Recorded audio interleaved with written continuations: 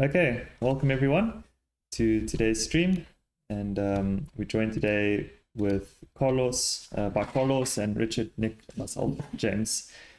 We are going to be continuing work on Infrageometry today, which is this exciting project looking at the foundations, the mathematical foundations of how would you describe it? Those like the pre-axiomatic notions of or how to get correspondence between hypergraph rewriting and other forms of mathematics. I think that's kind of the general overview.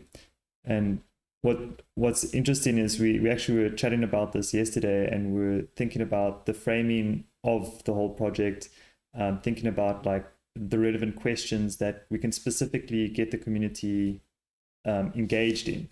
Because what I've noticed is there's research work and fellows are driving in different directions, and then at the point where there's like very interesting, like good questions, that's when it makes sense for somebody to say, oh, okay, that is the question that we're aiming towards.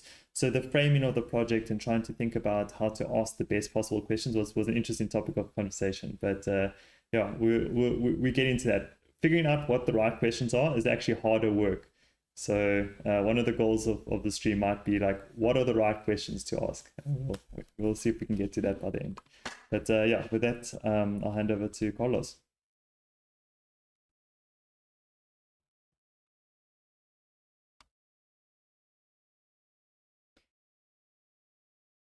Sorry, give me 1 second. I just realized the audio is not coming through, so I need to change that. Let's see now. Okay, say something again. Yeah, hello. There we go. Okay, now everyone can hear you. Perfect. I was just saying, I'm quite happy to bring us all up to date with the Infrageometry project, give you a quick scope to what we're trying to do, and then delve into the question that we're trying to solve right here, which is hopefully to find the infrageometric candidates for functions, or maybe infra functions for short. So for that, I might just share my tablet. So give me a wee moment, and I will just connect with something. You'll have to let me in the room to share the screen. Yeah, admitted your tablet. Yep.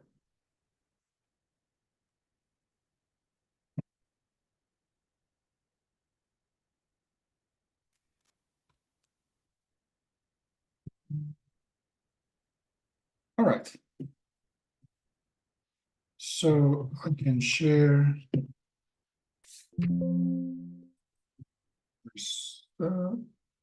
What? Here we are.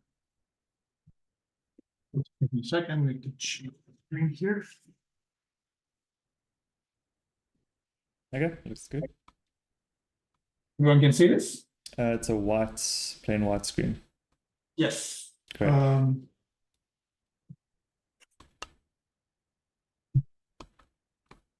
Okay. So.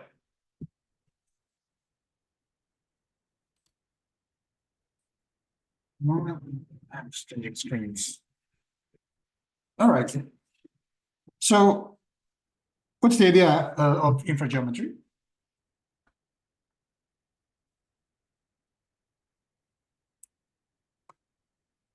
We know from all the development in the Wolfram Physics project that it seems that hypergraphs that are generated via some rewriting process could represent or could act as fundamental models for physics. And so one of the core aspects of physics being space-time. And so we wanted to see if it was possible, when you have a hypergraph, something that, has some relational information from some discrete elements, things like that. We could see if this could be compared to something that looks like, a manifold or something like that, that has well-defined, tangent spaces with tangent vectors and things like that. So this is a hypergraph. This is a manifold. The main idea being that we could exploit all the rewriting technology that the Wolfram Physics project unleashes or makes uses of to come up with all these notions and all the possible constructions of manifolds. So yeah, so basically what I want to focus on this question of infrageometry in general is the notion that hypergraphs, as we've said several times, give you some minimally combinatorial information, and therefore we can interpret that information as spatial only by the notion of what we call edges as places. So naturally vertices will be places, somewhere where you can exist, and edges will be space between those places. And as such, there are some other kinds of places that can be traversed. So I will try to, in today's session, I will try to convince you that the notion of path is well defined. And this is something we've seen already, and that we can recover, discuss, and rediscuss. But then, nonetheless, we want to work on the possible definition of a function, and something that essentially amounts to evaluating some numerical scalars or numerical values across space, just with hypergraph constructions, right? So does that make like a bit of a checklist? Like paths is one thing, functions is one thing. Is the checklist quite long? Is there still a lot of way to go, or with those two, is that a good start? So the way we were summarizing it last time, and that I would recover again, which has been our focus in the last few weeks, a couple of months maybe, has been this idea of trying to give a hypergraph-based, discrete, finitary formulation of I said the fundamental theorem of calculus, but before that, we would need to understand derivatives themselves. And for that, we would need essentially the first instance of the chain rule, or what we call directional derivatives, right? So basically, we need to define everything necessary to get to a notion of directional derivative, which essentially amount to 3 ingredients. So first ingredient, foundational concepts here.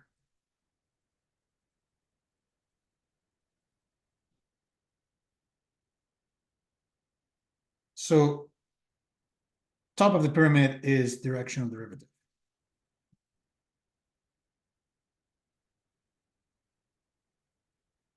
And for that, you basically need 3 elements to be fully expressible in the language of hypergraphs. So one is space itself, the actual manifold, so to speak. The other is the notion of a path or curve. And the other is the notion of a function.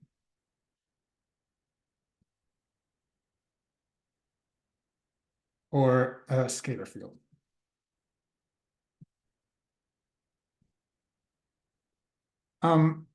So if we manage to derive such a thing, then we should be able, so if we manage to get very good, well-agreed, defined notions of space, path, and functions, it should be fairly straightforward to get a notion of directional derivative. And so we believe that space and path are essentially done, and we're still pending on functions or scalar fields, and that's the main goal of today's session. Right? We want to understand what a function should be in our context, and perhaps just to give some perspective to those watching, the idea here is that we don't know whether there is such thing as infrageometry. So as a question that is posed very generally, infrageometry is this idea that you might get spatial-like properties and spatial-like mathematics with a computational implementation, just with hypergraphs. And so the tools are very limited. So you have a lot of flexibility because you can implement essentially any rules to deal with hypergraphs, but you are very limited in the way of mathematically, you can only implement hypergraph rewrites effectively. And perhaps some general notions of computation, like, you have some cache memory or some memory slots where you're placing your data, you can store, you can recall and things like that. Typical sort of computational or even computer architecture style notions that you can use, but mathematically we are very limited. So it's not good if you say, oh yeah, I mean, this hypergraphs form a monad and there's this composition in monads and so on, because that's all good. That's very useful to maybe know as the theory of the thing that we're trying to develop, but the thing that we're trying to develop needs to be minimally implemented with this sort of atomic rules, this sort of fundamental rules, which amount to what we called in the past hypergraph rewriting. So we haven't done, for those of you watching who are just following and sort of catching up with institute research, we haven't done the fundamentals explore and learn live stream on rewriting yet. We are taking it one step at a time. The next one will be hypermatrices, which will be a follow-up from hypergraphs last week. And hopefully next week we can do a rewriting fundamentals live stream, so everyone can get up to speed to that. But very fundamentally and very simply, rather, the way to understand this is that you have your there's essentially two things, and you can really think in the analogy of traditional digital computing. I mean, by traditional I mean current, more or less run-of-the-mill digital computing, where you have states on the one hand, and you have operations on the other. So states in a digital computer, for example, could be something like tape with maybe binary values or something like that, right? I mean, whatever. And operations might be, the Boolean the implementation of Boolean algebra operations on this arrays of binary values, and you'll have your switches, your circuits to implement and or combinations and hierarchy versions of these, all these kinds of things. So so you let me call them sort of Boolean trees, right? Where you're essentially you have the flow of like something goes here, then you have several outputs that some of them go here, some of them go there, you have some of them that go here, and then some of these, might go here and there, and this would be something like logic gates. Is that another word to use for that? Yeah. So Boolean tree is made of compositions of logic gates. So yeah. These kinds of things, right? So those are your states in a digital computer. These are your operations. So logic gates and Boolean trees and this kind of, you just watch some primer on CPU architecture, or the von Neumann architecture, this kind of thing. But that's kind of the thing that the part of the CPU, what the CPU is usually doing, that will be your operations. So in our case, our states will be primitive combinatorial entities. So they are actually very similar to Boolean states, to this sort of Boolean arrays, binary valued arrays. But instead of having just linear arrays, we assume them to be hypergraphs, which means that the topology can be more complicated than just this sort of place position kind of structure, which is particularly useful for sequential encodings, but for the kinds of encodings that we might want to do, it's not so efficient. So for us, this is the kind of stuff that we will be looking at, things like that. Some hierarchy connections, whatever. And then, so these are hypergraphs. So if you haven't seen our fundamental stream, you can refer to the stream last week where we did some quick introduction to hypergraphs. And then the operations are what we call rewrite rules. So rewrite rules, we might want to, you give some pattern, like, every time you find a ternary edge, just create the triangle of binary edges out of it, for example, right? So this will be an operation that, sorry, it will be an operation. Oops, I'm getting. Yeah, I'm getting lag in my whiteboard just for no particular reason. So effectively, what you can do is just every time you see the pattern in the left-hand side box in an actual hypergraph, then you will substitute the resulting edges in that way. So, so this is what we call a rewrite rule.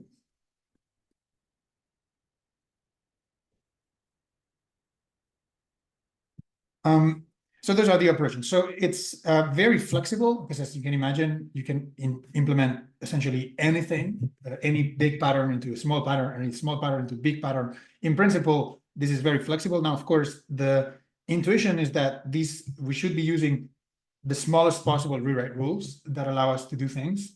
And so when we build things like hypergraph addition or hypergraph multiplication or all the operations that we are in the business of developing, we should try to optimize for size, right? Effectively, sort of assuming that there is some sort of cost to the amount of memory that we're taking up on our hypercomputer, right? In our hypergraph processing unit, so to speak. And so you're using the minimum number of edges in the minimum number of vertices to express. Okay. process. So addition, multiplication, division, subtraction, these are operations. These are like operations that we need to get to somehow, like the equivalent of in conventional mathematics. Yes. Okay. I mean, some of them. I mean, if your states were, for example, naturals, then operations you could think of plus, minus, times, division, and so on, right? So this could be another sort of part of the table, right? But might not need to recover exactly those in this particular sense. Okay, so there's a comment here. I'm gonna repost it in chat on YouTube so people can have a look at this example. Richard, did you want to contextualize? No, I mean, yeah, it's just there was I think it's a summer school project somebody had done. Actually, is it Uti? I'm not sure, but yeah, he's sort of interpreting Turing machines and register machines using hypergraph rewrite rules. The rules do end up fairly large, and in one instance, it's using like 2 rules, but it's a really cool example just to kind of supplement the other. Yeah, as a kind of concrete instance of a computational abstraction sort of, being implemented and executing using rewrite systems. So it can be done, and it's, that's all. Yeah, I was just showing that it's possible, basically. Yeah. Proof, existence proof. Very cool. Okay, so a quick question then, just to continue, because I know we need to get to actually thinking about the progress where we have. The one part that was a little bit confusing for me from previous streams is the difference between an operation and a function. Yeah. So okay, yeah. Let's just clarify that. That's why I wanted to say scalar field here, crucially.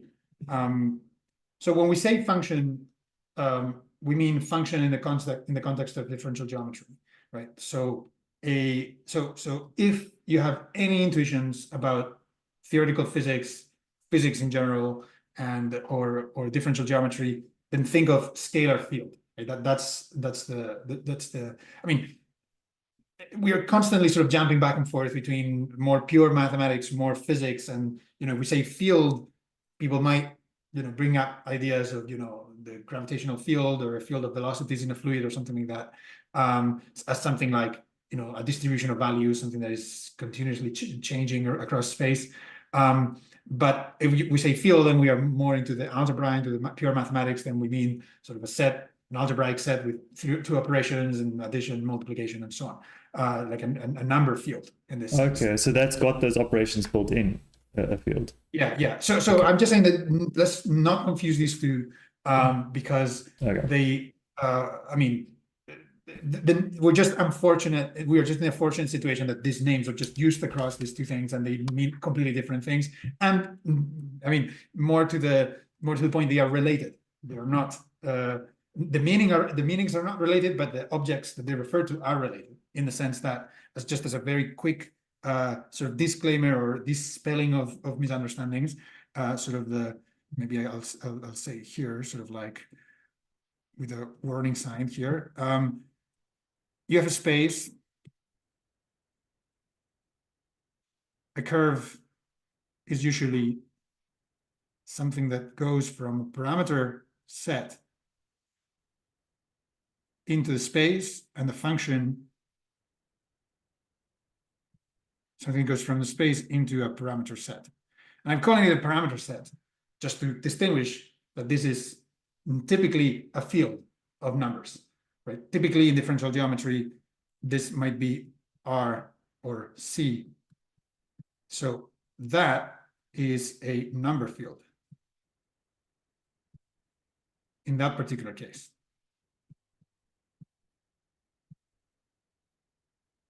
Right? So just to make sure that people don't get confused with the terminology, that's where these two things fit. So function here can also be called a scalar field, because these things are usually called scalars, which are values over number field. And things that take values across a space are typically, in the physics tradition, are called fields, very generally. And if they take values in a number field, then they're called scalar fields. So it's just a very unfortunate situation where we have two words that mean very different things, and they are related, and this is their relation. So just don't get confused. There's nothing mysterious going on. There's no depth in the confusion there. Okay, there's just a fact that there's one word that is used in two different settings, and it's not too complicated. So all right. So what's the problem here? The problem is that we want, so the main limitation that we have is it's not obvious whether there is a notion of directional derivative here at all. Right? It is not, we don't have a guarantee that there is a theory of infrageometry. Right? This is very important to say upfront. We have strong hints, we have strong intuitions about it. There's the entire promise of the Wolfram Physics project, to a degree, at least in the most direct and literal interpretation of it, rests on the idea that there is indeed such a thing as infrageometry. The usefulness or success of the physics project doesn't really depend on there being a theory of infrageometry, but it is a strong hint towards this idea of something like a geometry of, or a geometry that a framework or a theory or a set of, or a computational system that somehow lies at the foundation of geometry and sort of emergently recovers it somehow, right? We don't know if that's the case. Sorry, just the phrasing of that. So it lies at the foundation of geometry, and hypergraph rewriting recovers those foundations of geometry from hypergraph rewriting. Oh no, I was just trying to paraphrase the statement you just made now, because that seemed like an important statement. Maybe you can just state it for us again one more time. Yes. Yeah. So I'm saying that the Wolfram Physics project and all the recent developments that we've seen at the Institute and so on hint at the existence of a framework theory. Maybe theory is too strong or too traditional to expect, but certainly some kind of computational system that might provide a foundation for geometry-like theories, or geometry-like mathematics, or geometry-like models that is purely based on this sort of binary rewriting kind of mechanisms. We don't know if this is the case. The success of these techniques of modeling with hypergraphs and rewrite rules and the fundamental theories of physics and all these claims and all these sort of projections that we've made before are not dependent on the existence of such a theory. Infrageometry is not a cornerstone for other things in the future, although if we do have it, then we'll have a great asset to work with. It's an asset. It's like a way to enrich what we're capable of doing. Exactly. So but I mean, despite it not being a requirement, we have strong indication that there is something that could be a general way of understanding hypergraphs from a spatial point of view, or with, let's say, a spatial interpretation of hypergraphs. So that's perhaps the most direct way to think of infrageometry. You know, hypergraph theory, there is some aspects of hypergraph theory are very well understood. There's a vast amount of work on, so for example, combinatorial aspects of hypergraphs, and some general technical aspects of hypergraph rewriting and so on are also quite well understood. The compositionality of some rewriting rules and things like that. There's good technical literature and all these things. But generally speaking, hypergraphs have not been used as foundation for other frameworks a lot.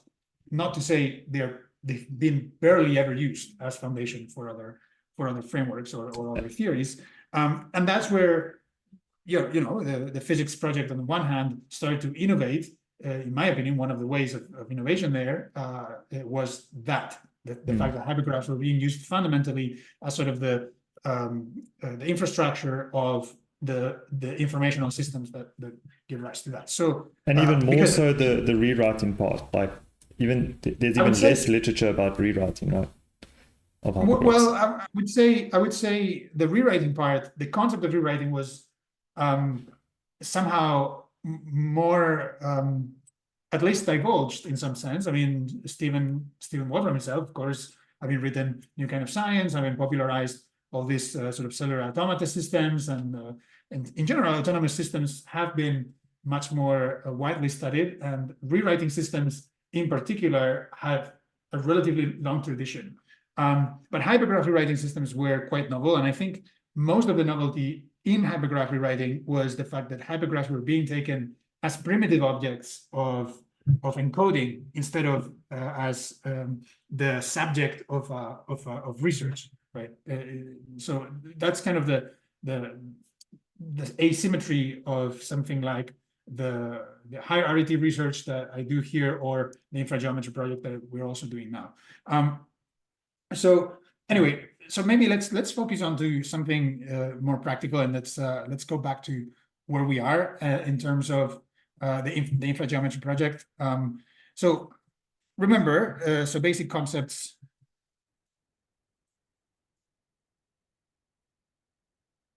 We have spatial hypergraph. Oops.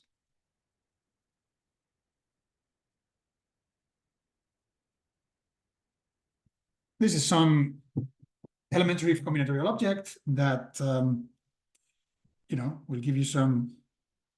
Should follow my own advice and always draw the edges first.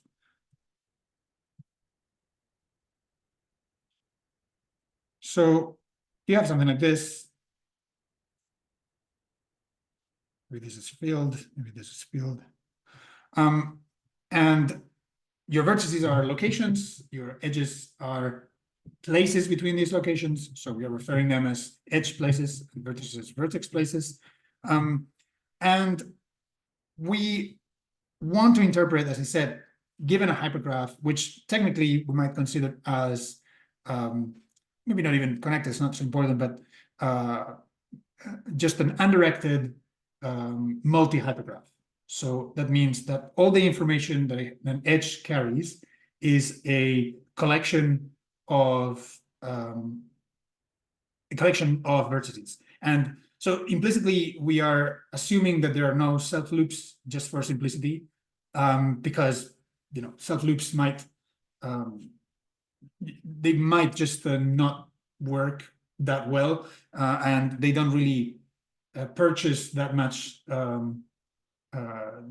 that much interesting aspects to begin with. So we can always think, how would we deal with self edges. By self edges, by the way, I mean something that would look like this, you know, like a loop.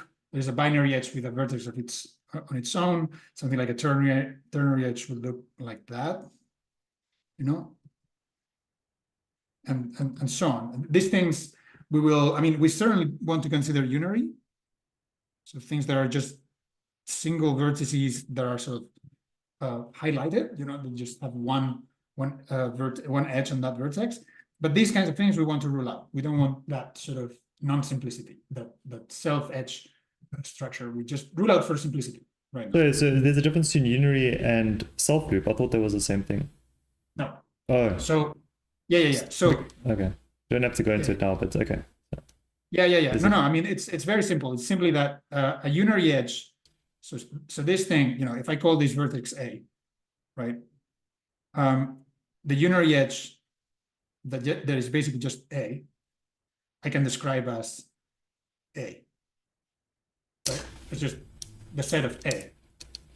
The unary edge, the binary edge that has A as a source and target both, will be described as something like this, right? A, comma, A. If I have the ternary edge that has that, you know, this kind of thing. By the way, if you wonder what I'm drawing there, there's this triangle. It's kind of a little parachute, right? It's just a triangle is a little surface that has like a parachute with 3 strings, right? It's a ternary edge with all the same vertex. Exactly. And so on, right? So these one we take because that's the unary edge. There's nothing else I can do with one vertex. But these two we don't want to take for now. There's no technical. I don't think there's a technical problem or anything. It's just for our constructions, it might be convenient to rule them out, right? Yeah. So anyway, and I think this is connected. Yeah. The reason why this is important is because there's almost like a set of constraints that we're operating under in order to get to the ultimate goal, which is directional derivatives, and that's we're not trying to create new information or ignore information from the hypergraph. So we're ignoring some information here, but it's more like we're putting it in the drawer and we'll fetch it again later. But we definitely don't want to create new information in hypergraph rewriting in order to make the connection. Is that would you say that's one of the constraints that we operate under? And are there other constraints?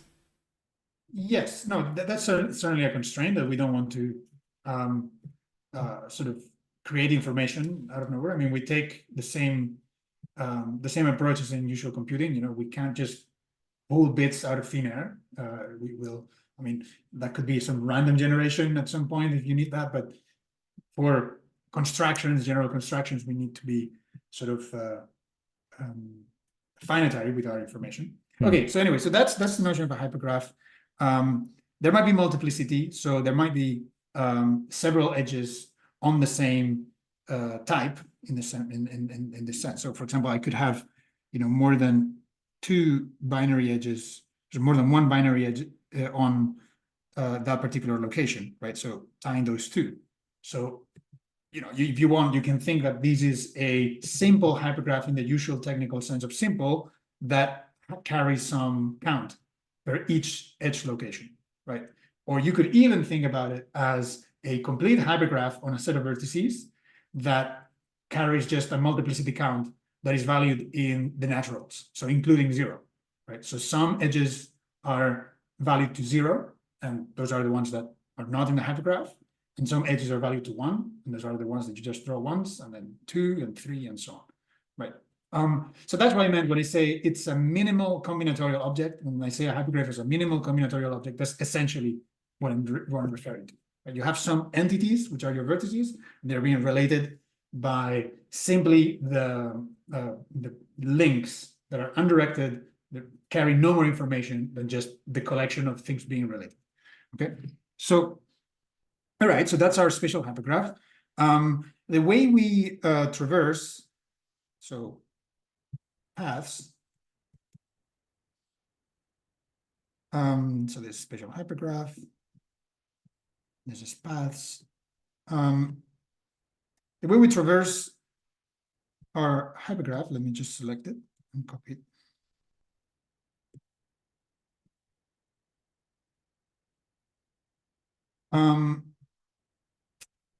It's simply by considering what we call the edge place graph. Actually, let me remove this multi.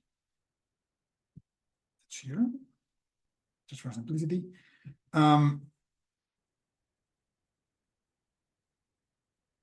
You want to generate a new hypergraph that has the same vertices. So I'm just expanding them out a little bit for ease. And then you draw for each non-unary, because unary just means stay the same place. For each non-unary edge, you will draw a new vertex, just like that. Okay. And then you connect those new vertices with the incidence structure of your hypergraph. That means that you connect each edge to the vertices that belong to that edge. Right? So these three are connected like that. These two are connected like that. And these three are connected like that. Right. So this is what we call the place graph. Or places graph, maybe. And your notion of path is going to be defined as a ordinary graph path with maybe some constraint on this graph, right? So paths, so a path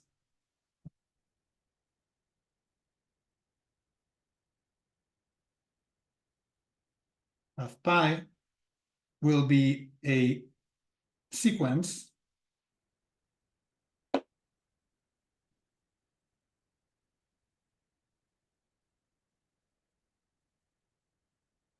that looks like this. Oops.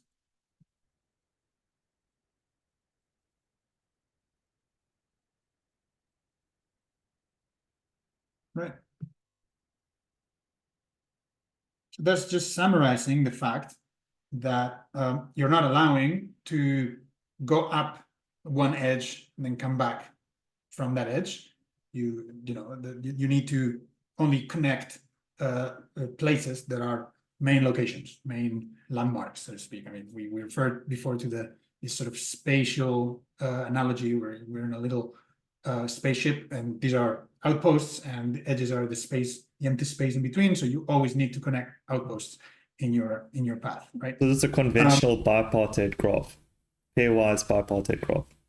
This is a bipartite graph, exactly, where vertices and edges are the two kinds of vertices. But it's otherwise just a graph, and the notion of path is just a regular path on a graph with a constraint that you should be alternating between the two types of edges, of vertices, and of course that you have a vertex place and as an initial vertex and final vertex, right? Okay, so that's what we call a path. So by the way, remember that I didn't constrain for anything that can be loops, right? You can go back and forth along an edge as much as you want. It's just that you need to reach another vertex and then come back. The reason why we're saying this is because the notion of path is meant to be an integral notion, and something like what we could call a trace, which is really any general path on the places graph, that need not be interpreted as a geometric path, because if you connect an edge place with a vertex place and is something in between, it might not carry the information that we want to assign it, but it's still technically well defined because it's just a graph, and you can define sort of general paths on a graph. So maybe I'll just put it in brackets here in case it's relevant in the future, but general path is called a trace. Okay, just to keep it. What do you mean by general path? Like conventionally? So this is a path this is alternating, right? So it's alternating. Has this alternating property. Okay, so that type of traversal we're going to define as a trace. So no, so Oh. anything that is a path on the graph is a trace. Okay. But the traces that have that alternating, so it might be a bit confusing. We might want to just flip the terminologies if we think it's too confusing. So the path is the usual geometric name for moving it like a journey in your space. So I would rather keep path in our definition as being something more special than just a general graph path on the places graph. And then call the other thing that will be a general path on the places graph something else. And that's something else I'm proposing. Maybe call it trace or call it whatever. Some other like trails or something, some other sort of similar. Maybe word. if we keep the landmark reference as kind of like traveling, like it's a travel where you have to alternate. Yeah. I mean, my argument for keeping with path is that it's the most general name used in geometry. So, I mean, as I said, we can rename anytime. I'm gonna say paths just because it's. I mean, my muscle memory will go there. If we decide that it's better to call them like travels or maybe just flip trace for path because it might be better. So Martin Stepanik's suggestion, you might consider oriented self edges, Latin minus orientation, which is used in decorated permutations. That might be interesting, but for now, we wanted to really get all the structure that we can find in only undirected edges, right? So trying to keep as minimalistic as possible and making the constructions natural there. Okay, so these are paths, and remember, you can refer to our previous live streams. From here, we define the tangent graph, which is essentially the graph of the shortest paths that you can, or perhaps actually more technically here, the shortest traces that you can draw in the places graph, right? So in this particular case, well, let me just select this thing, duplicate it. So in this case,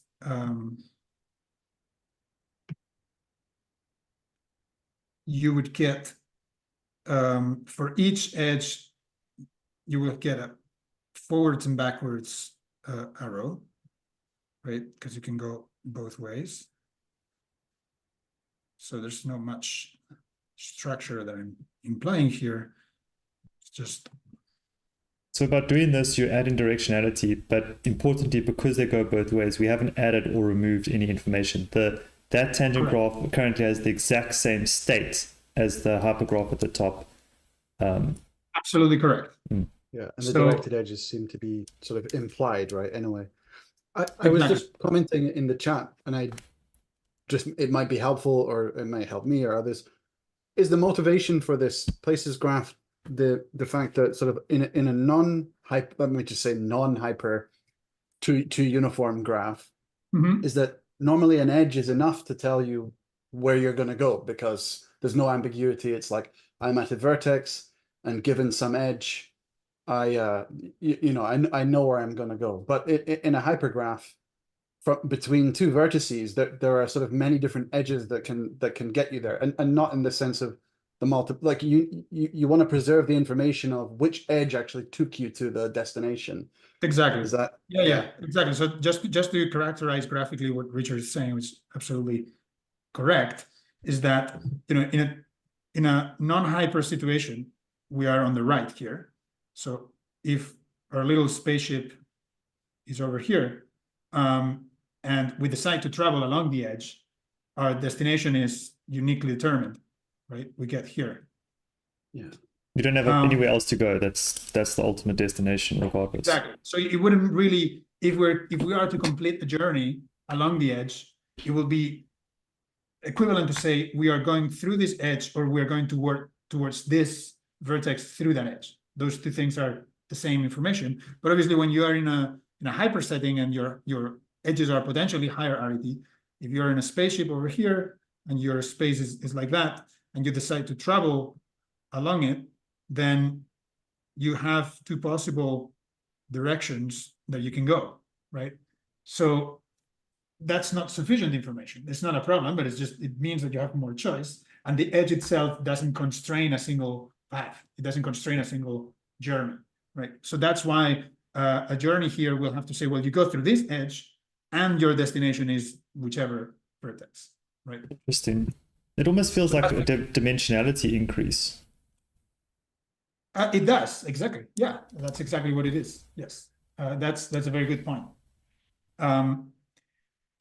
That's exactly what it is. Yeah, it's effectively what happens when you increase dimensionality. And again, remember that there's always at the back of our minds, there's this, what I would call the simplicial analogy, the simplicial interpretation, which is that your edges are actual chunks of geometry.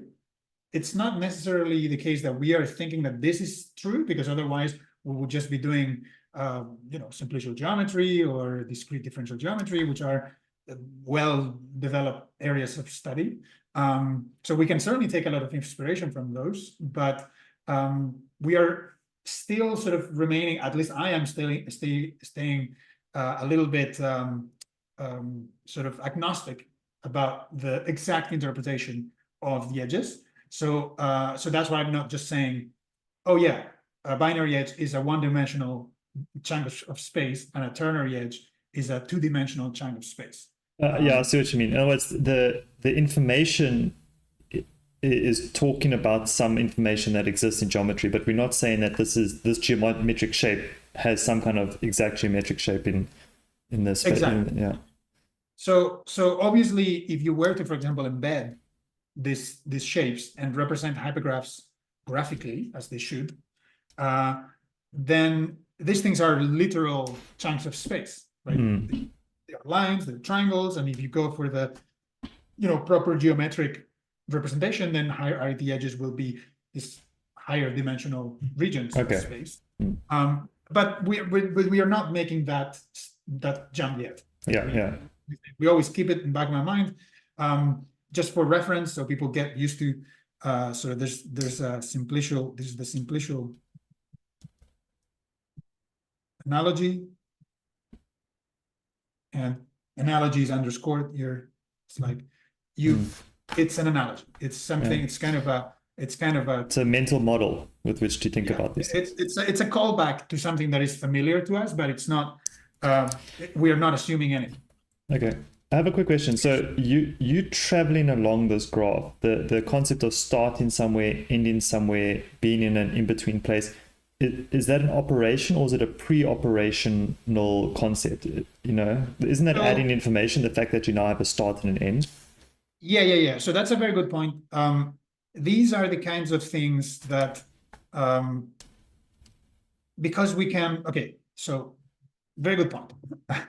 How can we see a path as a primitive object in the context of hypergraph computing, as we are thinking, right?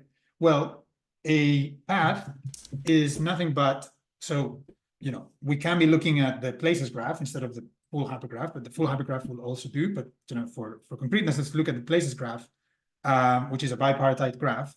A path could be understood as an embedding of a particular hypergraph, which is the sort of isolated path into the hypergraph itself, right? Sorry, into the places graph itself. So what I mean by this is, if I take this and draw a path would be, I begin here, I go there, then I go there, I continue here, I go there, I go there, I continue here, maybe I go there, right? So I have this beginning,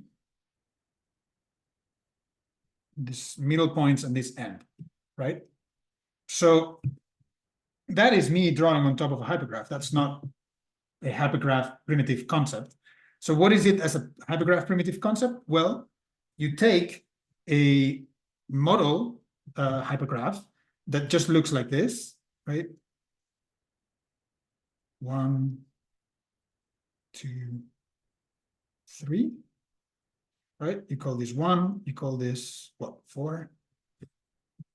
You place some edges, some edge places like that. And then what you do is you say, well, where is 1? Well, 1 is here. Where is the first blue one? Well, it's there. Where's the first stop? It's there. Where's the second blue? It's there. Where's the third stop? It's there. Where's the third blue? It's there. And where's the final point? It's over there, right? So you are embedding this model curve, which is going to always look the same for a curve of length 3, of 3 vertex jumps, right? Vertex place jumps. So the information of that matching, as I said, is a matchup, right? So it is within the scope of hypergraph, of our framework of hypergraph computing, because we have a pattern, which is the 3-step path pattern, and we have one particular matching of that pattern. So that is the definition of this path. You know, one instance of such a matching of a length 3 path is the definition, is the instantiation, the operational instantiation of this curve. That is otherwise just me saying draw through there. So is that saying it's an identified subset of the information of the whole hypergraph? It's a yes, given the right construction of the hypergraph, yes. So the moment that you've so we might want to actually make this part of the tangent graph instead of the places graph, because the places graph is just an undirected graph, and a path has directionality, right? I mean, that's why I wrote, 1, 2, 3, 4. So we might want to actually think that these are directed edges. So the actual matching will happen in the tangent graph, which has all these directed edges between, but you understand that if I draw just a solid line without arrows, you might understand that I can just replace the 2 directed arrows to match, right? What you're saying is you've added directionality here without adding more information. In other words, this information is a small piece of the fuller information inside the hypergraph, and we're just looking at that smaller piece. Absolutely. Okay. And then could you say, so is it right to say that the hypergraph is the combination of all such possible paths? Not really, because, well, your tangent graph certainly is. The tangent graph. Okay. The tangent graph certainly is, yes. The simple one. Meaning not the combination of all possible paths, because that would be multi, very, very fat. So if you allow for infinite length, then it's infinitely fat. Because you could just go back and forth infinitely, right? Yeah, back and forth, and just many paths that go through the same location, right? But the simple hypergraph, the simple graph of all possible paths between places in your places graph, that's the tangent graph, which turns out to be, by definition, what I said, which is the smallest, the set of smallest traces in the places graph, which is the smallest possible paths in graph theoretic sense, right? Okay, that's a very good question. Now, let's move on, because this was a recap of paths and what the tangent space is, and tangent graph is, and so on. We believe there is good potential here because vector fields give us this framework gives us enough expressive power to encode the notion of an integral curve, that if you specify a set of directions, scattered across space, you can ask whether there are paths that flow along those directions with a richness that is evocative of what differential geometry has, right? It's very different, of course, because it's finite, and there are cases that are not really covered by smooth geometry, but after all, smooth geometry is extremely regular and it's extremely special in that sense.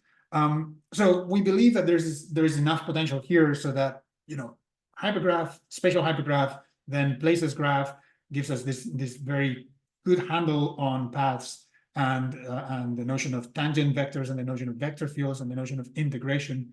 And what counter integral, Richard, that's exactly where we're going. That's the holy grail of first the fundamental theorem of calculus. If we get there, there'll have to be one side that is the derivative and the other side that is the integral. And I imagine the integral part is going to be easier, or at least it's seeming to be easier. All right. So, but what is the real issue here? Okay, so we seem to have covered the one half of the definition of a directional derivative just fine, which is paths and tangent vectors and vector fields and so on. They seem to, I mean, there's some very important questions that are open about them yet, but they seem to be defined and we seem to have them operational. So the question is, what are functions or scalar fields? Maybe we can move, I'll just move below, just for. So I can just move here and say, what about functions? So Nick had this idea of multiplicity as a as basically the way to implement functions, and some viewers might think, okay, so how is multiplicity any different from what was being suggested before, even all the way back to our work with Jonathan Uti, where we said functions might just be valued at all the places of the places graph, right? So the difference in thinking of it as multiplicity is that we are no longer assuming that functions are added objects on a hypergraph. We're just saying that they are features of a given hypergraph. And this is a bit uncomfortable for the general understanding of hypergraphs. But again, it might well be that we think of hypergraphs and functions in the discrete realm, in this infrageometric setting. We think of them as kind of blurred.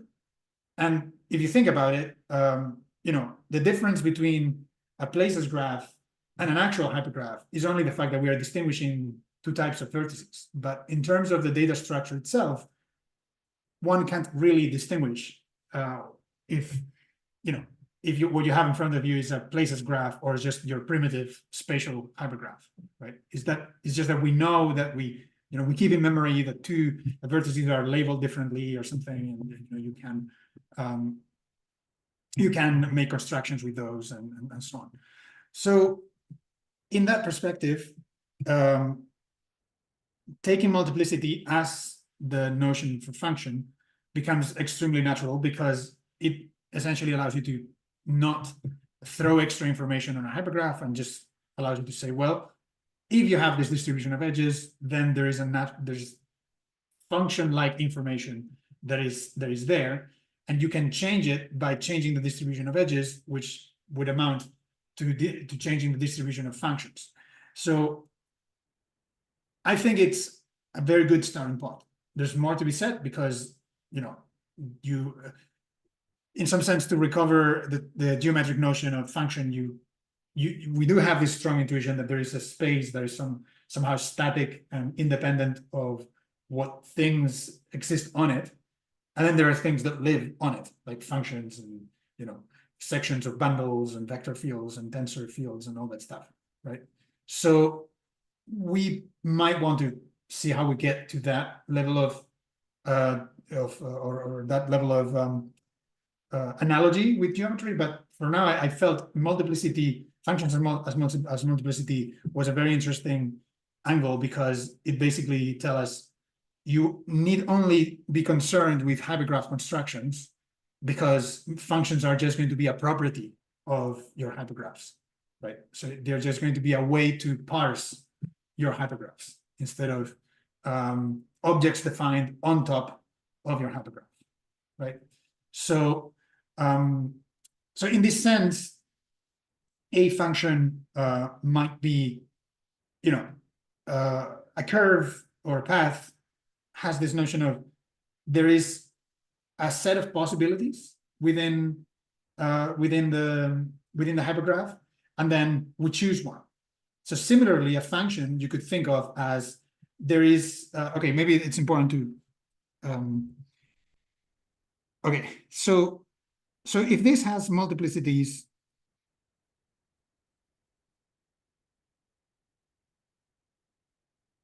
And this is the topic of the stream today, right? Multiplicities. This is where we get into the meat of it. Yeah.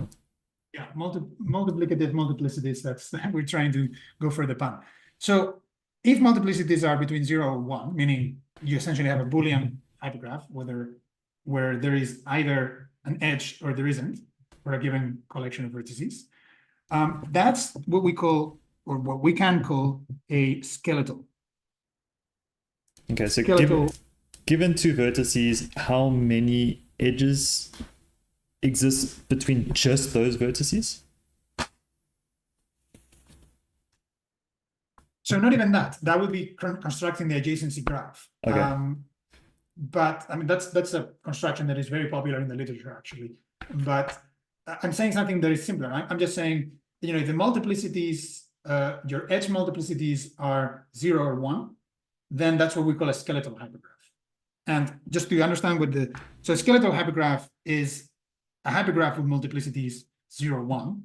And an interesting thing is that any multi-hypergraph in general has a unique underlying skeletal hypergraph, which, as you can imagine, is defined by putting all the multiplicities to 1 if they are non-zero, and keeping the ones that are 0 just 0, right?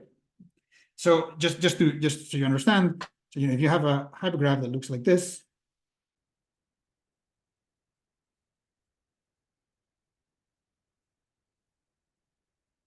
then let me draw another. How do I do this? It's not easy. I need to draw a triangle over here, and then an edge over there, and then a triangle. Something like that, right? Okay. So I hope it's obvious that there is something, you know, something like that. So this is a spatial hypergraph.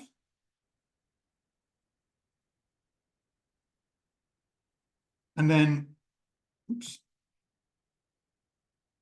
we can always turn it into skeletal by projecting down. So if there's 2, there is 1. There is 1, there is 1. If there is none, there is none. If there is 2, there is 1, right? Oops.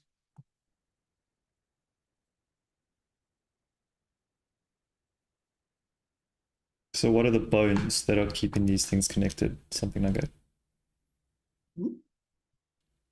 Yeah, so the bones are the one single copy of an edge per hypergraph, per location, so to speak, right? I mean, I hope it's clear in the drawing that what I'm drawing here is, you know. So that's only where the multi edges are identical. Is that the right way to just say it? I mean, that's what we are assuming, right? So we are assuming that multi-edges don't carry any information, and a skeletal hypergraph is essentially, yeah, like Heaviside step function, exactly. It's just, you know, you pick up 0, you only pick up 1 when there's non-zero. But you can still have edges that are multi, but if there's one additional vertex that the other edge doesn't have, then it's a different edge. You can't remove that. Yeah, in some sense, it's not, I don't think it's very good to think in terms of removing.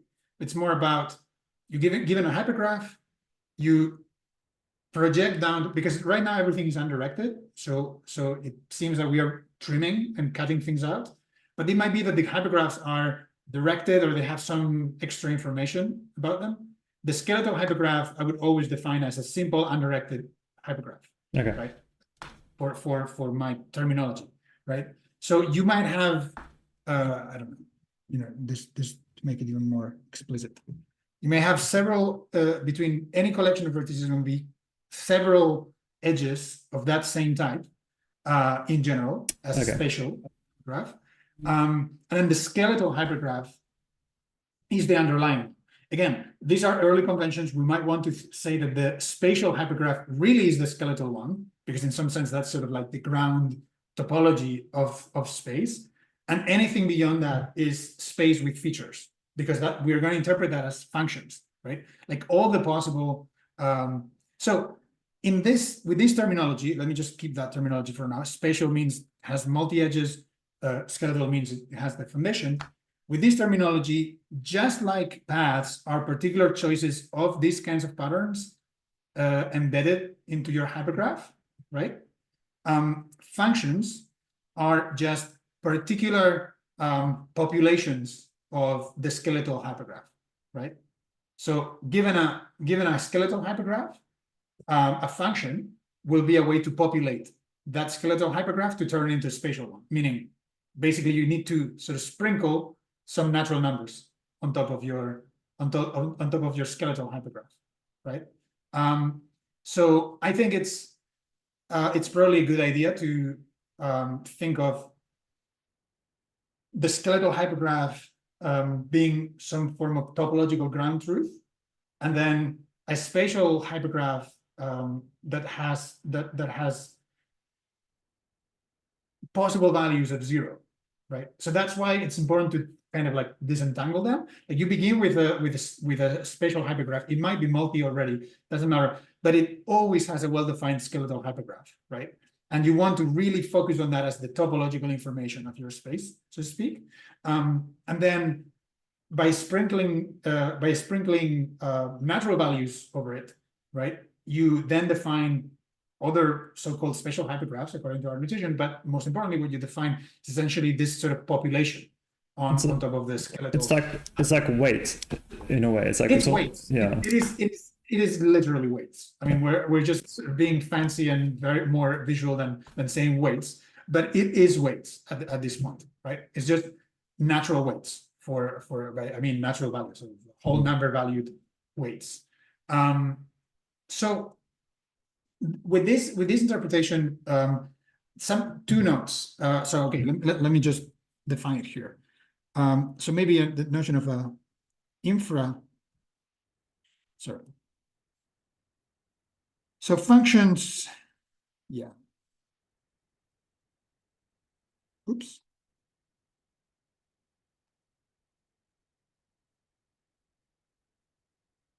So an infra function would be, okay.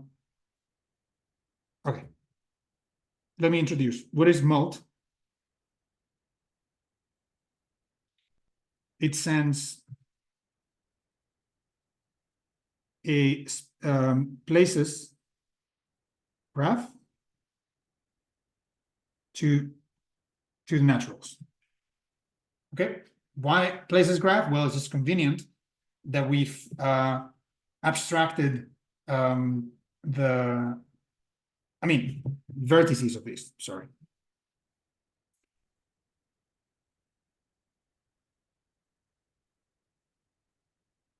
So the vertices of the places graph into the naturals, right?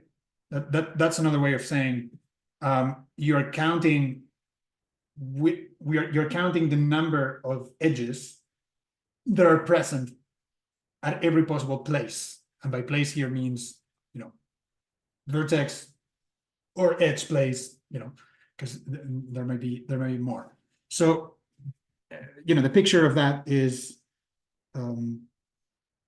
Maybe let me copy this. Yeah.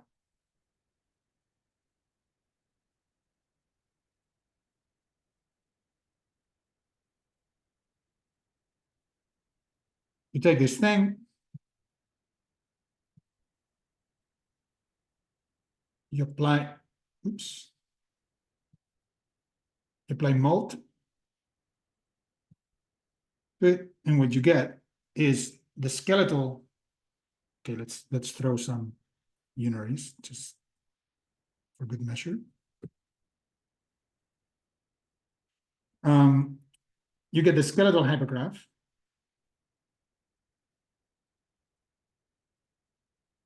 But now with weights. So it will be a 3 here, it will be a 1 here, it will be a 0 here, it will be a 1 here, it will be 0, 0, 0, and it will be a 2 over here. Okay, So doesn't the unary edge still have to be drawn on the skeletal? yeah, technically yes. Yeah, but technically there's a unary there. But the unary information disappears in the places graph just by construction. It's not because the places graph is where you can be. So unary vertex and unary are, in other words, unary edges only encode functional information. That's another way to put it. It doesn't encode navigational information, right? But yeah, technically you could say the skeletal is there. Yeah. So I missed that part where in a places graph you can't travel from a vertex to a place and then back to the same vertex. You can. We're just avoiding that case for now, just for simplicity. Just avoiding that case okay. for there's no problem initially. Is again this idea that the notion of a path is the integral notion. So that would be a trace. That's a well-defined trace. What you said, going back and forth, just from vertex to edge and back. That's a trace, but not a path. Just by our convention. It's just a convention because just to clarify to the audience and for future reference, we are thinking of these edges as infinitesimal, interstitial places in geometry. So more than thinking that this is, very, very small geometry that then you want to blow up in scale so that you get smoothness by averaging out somehow. More than doing that, what we're saying is we are creating space between spatial points, right? So you are actually sort of wedging discrete infinitesimal places between actual places, so to speak, right? So that's the proper sense of infra when we are saying infrageometry. That's what we mean, right? It's this idea that you're two places that you could typically inhabit on a continuous space, like a real line or a sphere or whatever. You normally think, you are in this place and then you can move to another place that is, any other distance away. Particularly, it could be sort of infinitesimally close if you want, right? Like because we don't have this continuum technology, this continuum mathematical technology, we need some kind of artificial, some kind of different way of encoding that. Our way of encoding that is using hyperedges, is using this sort of a hypergraph structure. So the place where the hypergraph is this sort of halfway point between two actual points, right? So in other words, there's no distance between these points. It doesn't matter how much scale you add it or how many vertices you add, you're not increasing in space. You're only increasing in information, or is that the wrong way to think about it? So I don't know, again, because we're trying to figure that out. Yeah, we're not sure exactly what the interpretation of the that could be, that interpretation could be made once you have some mapping into like averages or limits or things like that. But the point of infrageometry is that in order to have a discrete theory of geometry, instead of saying what I'm going to assume is that this is a minuscule model for discrete minuscule model, like atomic theory kind of style structure or molecular theory kind of style approach, where you say, I'm going to describe space in a finite, discrete, very, very tiny model, and then I'm going to blow it up in terms of just iterating. Just I'm going to make a very large statistical object or even an infinite limit in some formal sense, and then I'm going to recover smooth space. Our approach here is different. We are, our slogan has been, we don't need to take limits, right? Or we are not intending to take limits. We will probably do things with limits and see what happens because it's a natural thing to do. But the expectation or the goal here is that we don't necessarily need to take limits, and therefore, what basically we have to. But there's no free lunch kind of situation where if we don't take limits, then we need to do something else. Yeah. And that something else is creating these sort of virtual spaces in between spaces that that are not actual locations, or are sort of like second-class citizen locations in some sense, which is what we're calling the edge places, right?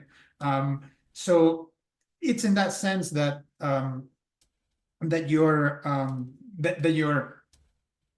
function, that your geometry is infra in some sense, that you're creating what is otherwise a perfectly inhabitable set of locations, which are your vertices.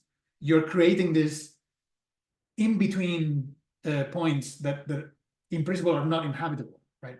And so that's why you want to distinguish paths that connect the actual points or those that don't, right? And so there's no, it's not to say that those are forbidden or there's something, you know, pathological about it, nothing like that. It's just a matter of definition, just a matter of saying, you know, our conceptual intention is that we take vertex places as primitive. I think it's very important to understand because I've just noticed if you look at a lot of people who are newly exploring the Rouliad and these concepts with the Wolfram Physics project, it's very natural on initial observation of these hypergraphs to think that maybe these are like Planck lengths and we just need to like keep growing them out until we get to particles. So particle is just a very, very big version of one of these things at a scale we need to determine, but maybe that's the wrong maybe kind of intuition for what we're doing here. It's like these are not the most discrete version of actual space. This is a representation of information, and it's a very specific way of talking about raw information. And we're trying to say how is modeling some of this information in very specific ways maybe analogous to spatial geometry, something like that. That's beautifully put. That's beautifully put. That's exactly what we're doing here. We and that's precisely why it's difficult, because we are not. It would be fairly easy to say, okay, let's try some basic definitions out, and then we just do some experiments, run some large statistical sort of blow up objects and see what happens. But in some sense, there's nothing to gain with a lot of raw computational power here. In principle, I mean, as of now, right? At some point there will be, I'm sure, but as of now, there's not much to gain to just like run and say, okay, let's do the same thing, but very big. Yeah. We still don't understand the smaller things. We won't understand the bigger things. That's where I thought the infra came from. Is like we're building the infrastructure of what we need to get to. That's right. That's the infra part of what we're doing. Precisely. One quick message from Richard here, which I thought was very nice, and this is touching on the physics part. And he was saying that this could be answering the question of what is the universe expanding into. Instead, it is space itself being created. Mm-hmm. Yeah, so I don't know if you want to touch more on that, but that's a nice philosophical concept to think about. It's not like these things are expanding. It's like these things, the addition of this stuff is more space, not expanding space, something like that. Yeah. Cool. Okay, sorry for the sidetrack. Okay, so how about we take 2-minute break? We've been going for a while, and maybe see if there's some questions and so on. I don't know if at this point, I mean, we haven't said anything new, and it's been almost more than an hour already. But so I apologize to my fellow fellows here. Yeah, I don't know if at this point Richard or Nick are burning with some thoughts that need to be exposed. Otherwise, I think it's good to take some couple of minutes of I'll get a glass of water myself. Sure. Well, just one question here from Eric in the chat.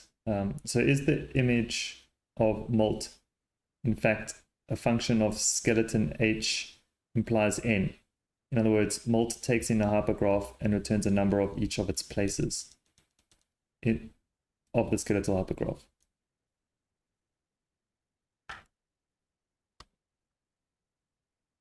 Yeah, I have to think about that. I don't know if Richard or Nick have some thought about that.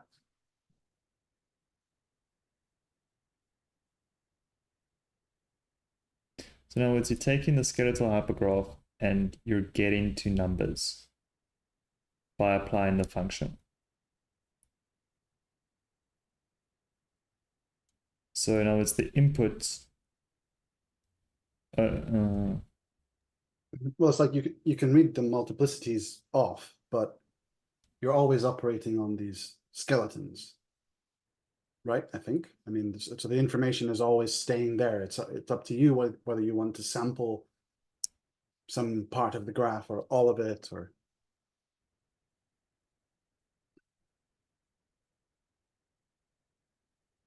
maybe he's written it sort of notationally. So it's like take the skeleton, and then we have some function that goes from the skeleton to the naturals. I guess it's more like a set of naturals. It's not just one natural.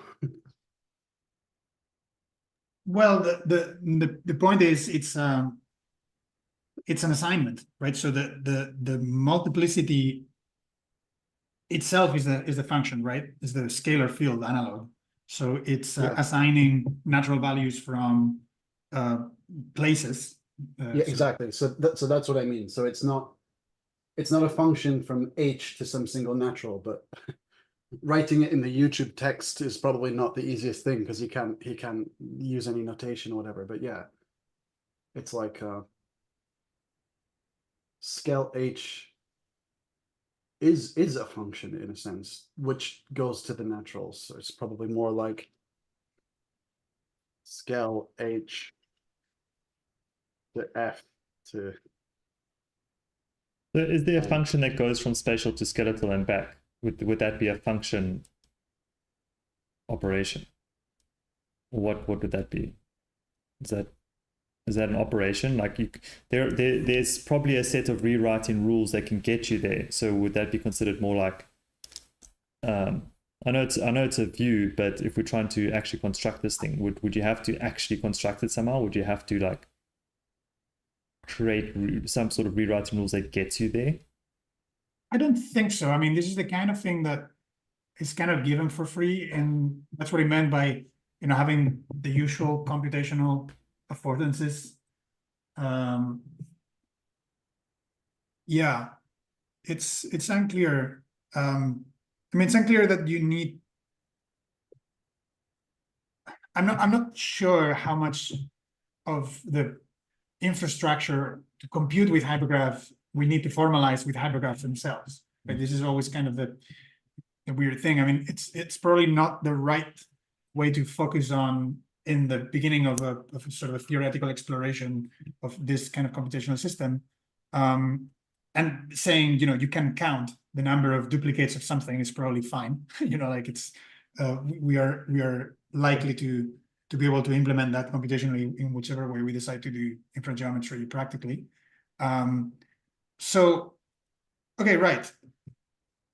So did you want to take should we take a 5-minute tea break and come back? Let's take a break. Yes.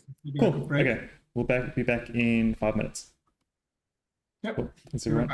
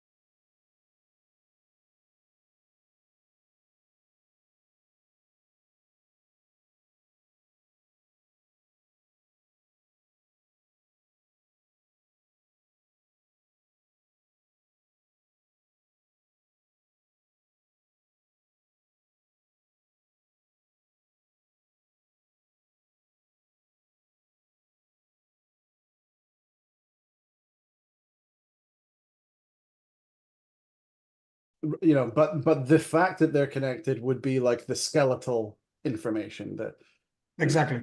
Hey, we just That's exactly right. yeah, we reconnected there. So just to summarize, we're chatting about multiplicity is actually a very simple concept, and in this imagistic form, it's easy to understand where we are. So just to welcome all the audience back from the tea bag, and yeah. All right. Yes. So I think Richard just gave a very succinct example of how to think of multiplicity versus skeletal hypergraph. Can you repeat that? I think that wasn't maybe on the stream. Yeah, it was just that, you know, given two places, let's say London and Oxford, if there are multiple direct roads between them, you could think of those as the multiplicities. So like maybe there's 4 different roads that go all the way from one city to the next. But the fact that they're connected is what we reflect in the skeletal graph. Just the fact that the yes/no question of can you get from here to there would be the. That's right. But Yeah, importantly, yeah. that's different between a single road versus a hyper. Yeah, we're a not asking like is there some path between them or something that's kind of confusing. It's more just is there at least one road, direct road between those two places? Yeah. And yeah, so it's a projection down. And to, multiplicity just counts the number of roads, right? yeah. That's all it's saying. And so it applies. I mean, that example is pairwise because it says about 2 places or whatever, but obviously you can replace the number of places by whichever number you want, and say you have this many different places, and you say, is there an area between them at all? And you say yes or no. If there's like no, maybe is there a landmass between them? Say yes or no, and you know how many different ways of tracing an area in the map are there. That's the multiplicity. But you know, it's that kind of it. It's very, very simple. Okay, so to focus the conversation and to do some to make some progress, hopefully. The idea is that functions, so multiplicities are only good to us insofar as they provide function-like behavior. So maybe I will summarize, I think I posted it on the Discord, so let me just refer to it, in fact. Yeah, so on the Discord message about the Infrageometry live stream now, I said, I basically posted one question, which I guess is what we should be addressing right now. I don't know, James, if you, oh no, I'm sharing the screen myself, so I can't easily put it, but basically, the question is as follows. You can all see it on the Discord. Again, if you want to keep up with all the progress that we're doing that we are making here at the Institute, just get into our website and follow the link to join the Discord. That's where we keep all the discussion going. So the question is there. It says, can we define properties of local functions given Nick's suggestion to use hypergraph multiplicities as function evaluations? So this is what a hyperedge or edge multiplicity looks like. This is an evaluation. So you can think of just the weight, a whole number valued weight on your skeletal hypergraph for now. That's perfectly fine. It will be relevant that it's not just that in a moment, but for now you can imagine that. And the idea and the question says, can we define properties of local functions? And by define, I mean, can we actually encounter or find or infer the properties of local functions? So what are the properties of local functions? Let me just give a very quick recap of what are the local function notion. So properties of local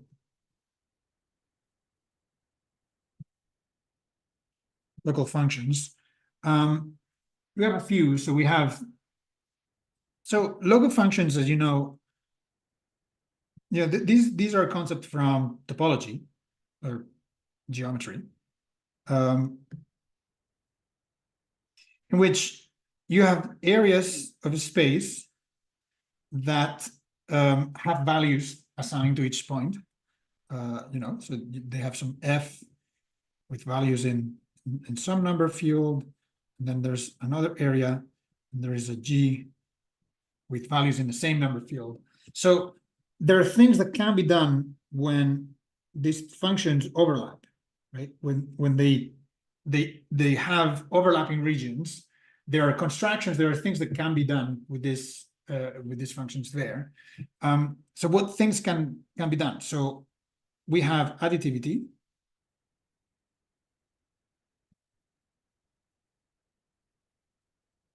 which basically says that f plus g is a new function defined at a point x given by the values of f of x. So here you're exploiting the fact that f and g take values on the same set of numbers, and so you're using addition of those numbers to define this operation. You have multiplicativity,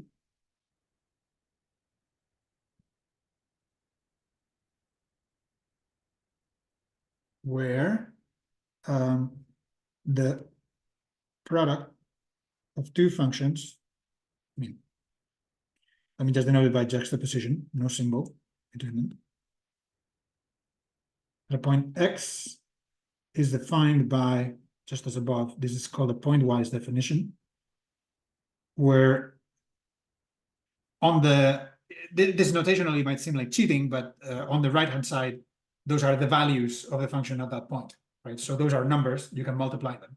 On the left-hand side, fg as a symbol is just a function that can be evaluated anywhere, right? So that's how you define the value at every point, by multiplying the values of the other two. But also importantly, there are things like level sets. So this is a set C sub k is defined as, so let me call this M for manifold or something. And so as a subset, M K this is just a set defined as all the x in M such that f of x equals k, right? So k is some number, and so you call this the kth level set, or the k level set, or the k set of the function f, right? It's the for k equals 0, this you could call the roots of your function, right? Like the roots of a polynomial. It's which are the points where your polynomial becomes 0, right? That's kind of the idea of a level set. And then you have what it's called vanishing ideals.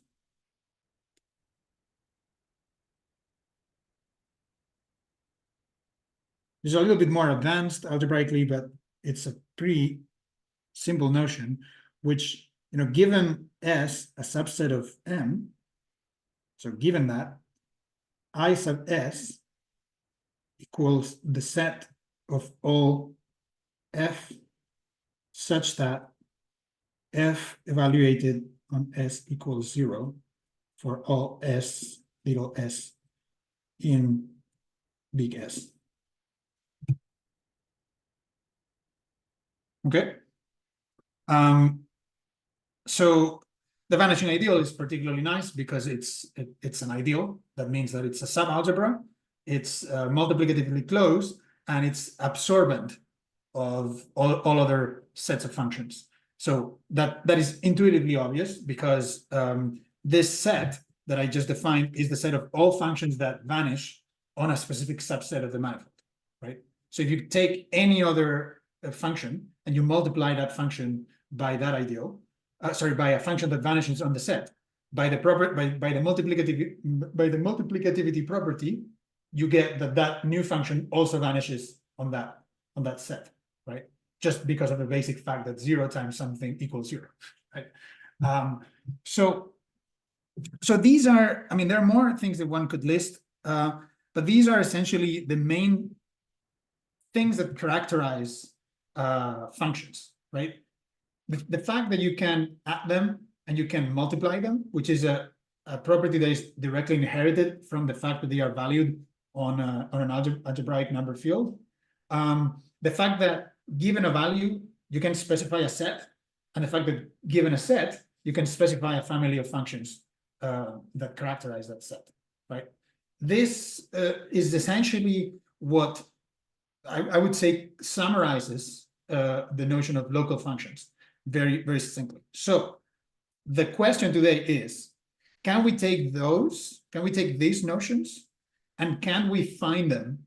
You know, if one says, you know, given the infrageometric assumption, infrageometric assumption,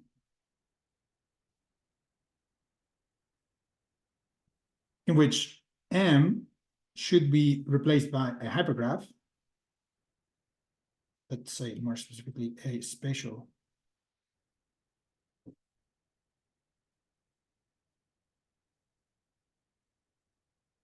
hypergraph.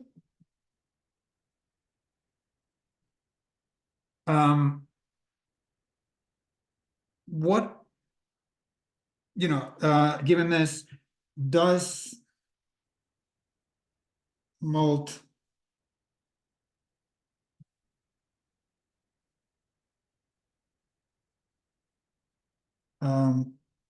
have a local function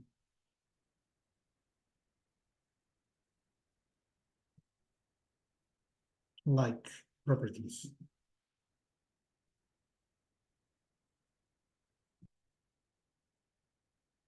So that's a bit more refined to what was on the Discord, but that's the main goal of the current stage of the infrageometry research. So we began by discussing last time that additivity is fairly straightforward, that there is, I mean, remember that multiplicities, that we are considering functions as multiplicities of spatial hypergraphs. So that means that the multiplicity is just a way to parse the information of the spatial hypergraph. It's not an object on its own right.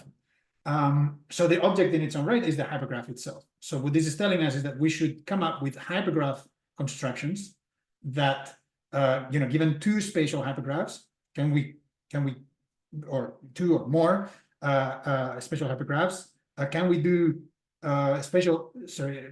hypergraph unique or hypergraph native constructions that give us new hypergraphs, the multiplicities of which will reflect some of these properties, right? So that's what the question really means. So last time we began by additivity.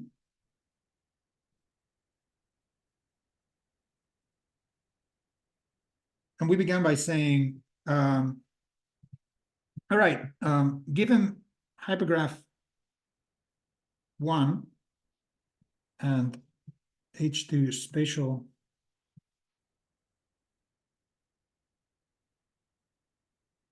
hypergraphs. Sorry, I fear that my battery is going to die. So let me just. So given two hypergraphs, the construction of hypergraph addition has been regularly used in our live streams.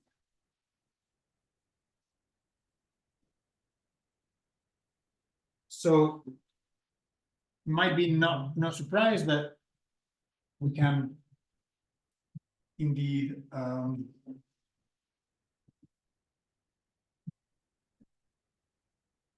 so additivity, remember, just meant doing additive union of hypergraphs, and it was, so multiplicities were clearly additive. So maybe let me just do a very small simple example to illustrate this.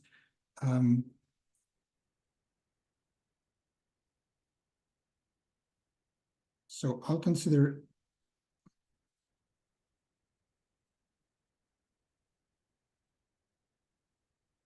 I need to label things. And let's consider.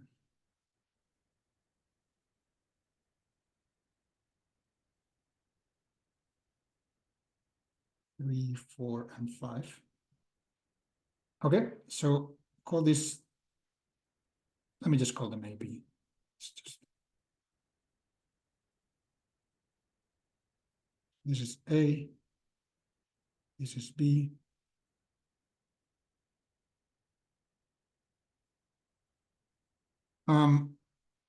So A plus B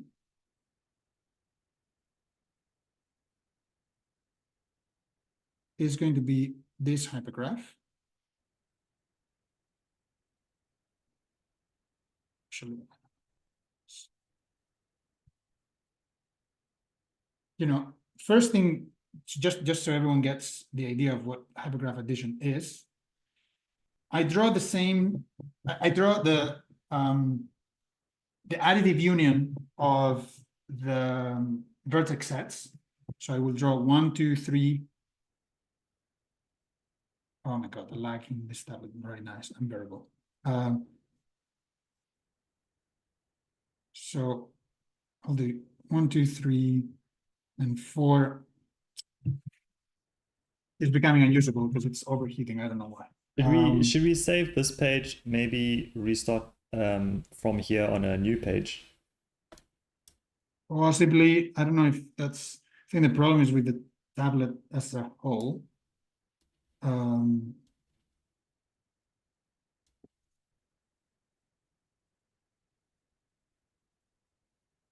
kind of want to finish just presenting this because this is the last thing I really wanted to use the tablet for. So, I mean, hopefully I can get to just this. So the point is I do the additive union of the vertex sets. So you see I'm just, 1, 2, 3, 4 for the first one, and then 3, 4, 5. So I'm just adding 5 to the whole set. And that's the set. So I put the same edges as long as there are no interactions, there are no overlaps. And if there's overlaps, I just put the multi-edges corresponding, right? So there's 1, 2, 3 edge. There is a from A, there is a 4, 5 edge from B, but there's a 4A, there's a 3, 4 edge from A, and there's a 3, 4 edge from B. So I should draw 2 3, 4 edges in the sum, right? There we go. After 10 seconds, I get the thing drawn. So I hope it's obvious from this picture that if you take mult, so this diagram under mult, right? So down here.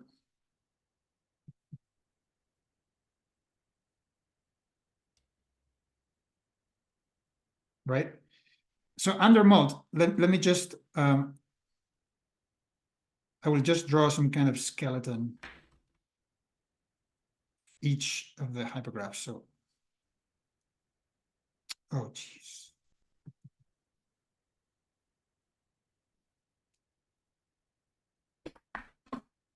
You can maybe, if you want to just keep this image open, draw with your mouse on the zoom itself using annotations just to finish off that idea. That becomes completely stuck. Yeah, do the whole thing, and I think it will appear in like 15 seconds or something. But who knows? I think at this point, it's becoming completely unusable. Yeah, there it is. Slowly. Wow, this is incredible lag. I've never seen this before. You think it's thermal throttling when you charge it? Probably. I mean, it was going very slow before even charging. It's just overheating. Yeah, thermal throttling. That makes sense. Yeah, it's definitely thermal throttling. I mean, it's. Yeah, trying not to burn itself. Yeah. Yeah, I need to solve this because then this tablet is essentially becoming useless because this is the main use of this piece of technology to like share. I have a really cheap one that I bought from a colleague who was just kind of selling it years ago, but a friend of mine has a nice one with like built-in screen and yeah, there's So I'm some gonna really do nice something ones. here. I'm gonna try and share this what is it? The Zoom whiteboard.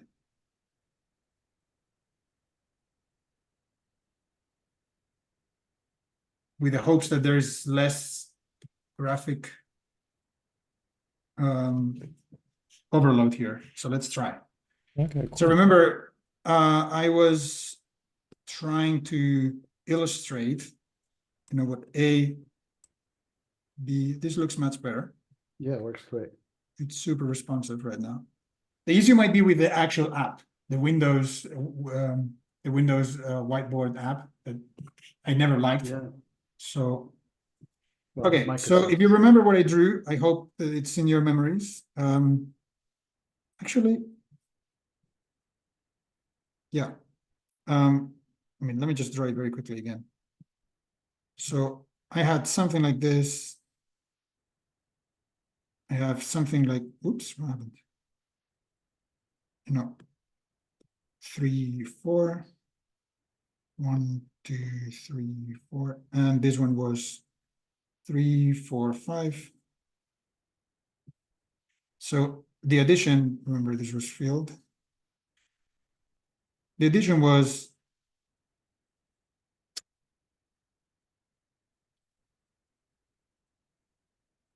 this same hypergraph, but with all the vertices together. And if there were 2 edges in some location, I just keep track of the multiplicity, right? So 1, 2, 3, 4, 5, right? Now, if I look at the multiplicities here,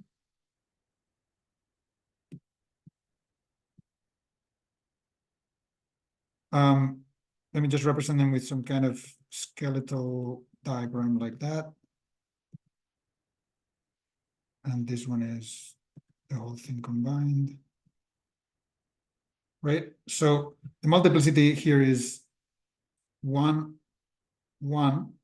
Multiplicity is here 1 and 1. And the multiplicity at the end, I'm just reading off, by the way, what the way I'm filling up these diagrams is by saying, you know, how many edges do you have between 1, 2, and 3? I have 1. How many edges do I have between 3 and 4? I have 1. I'm placing zeros everywhere else if you want.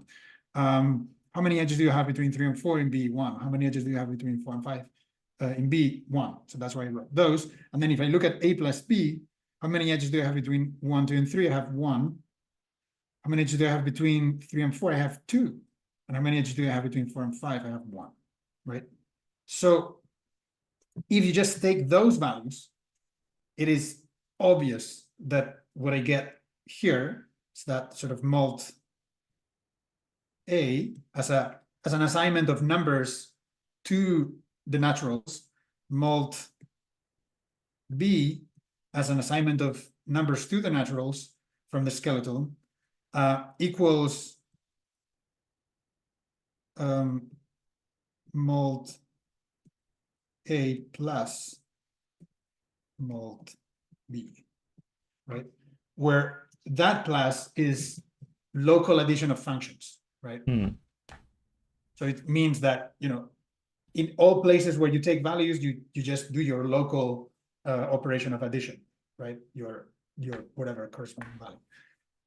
So this is directly obvious, and you know, it is important to note that this operation only becomes additive when there is overlap between the two hypergraphs. You know, if I relabel those to be like 5, 6, 7, so they share no vertices, the two hypergraphs together just become a disconnected hypergraph.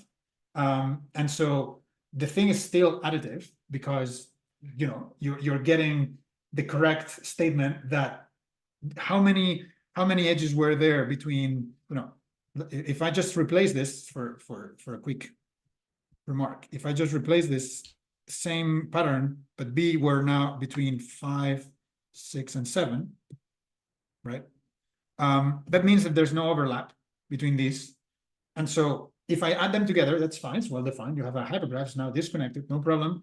But the question is still additive yes, it is still additive because, you know, when you ask how many edges did you have between 5, 6 in hypergraph A? Well, you had 0 because you had no vertices called 5 and 6 if you wanted. Or if you want, you could say that 5 and 6 were floating out here, but they're just not considered, right? They're just not populated. So you ask how many edges do you have there? 0. So because you have one edge between 5 and 6 in B, 0 plus 1 is 1. So that's the end result in the multiplicity. So so hypergraph union is certainly additive when under multiplicity, right?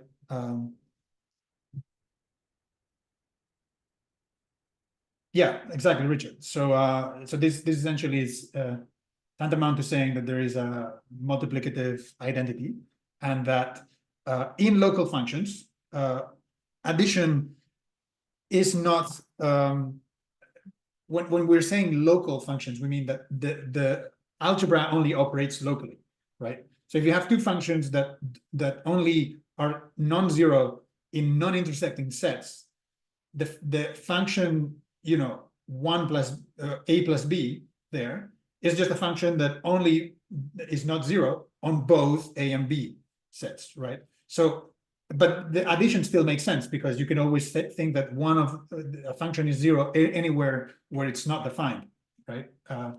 Just by simple by simple extension.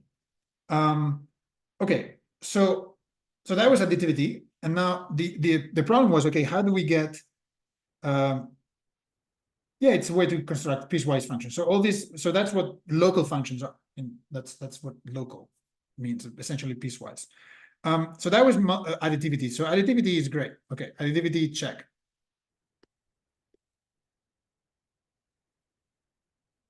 Additivity, check. Fine. Now, how about multiplicativity?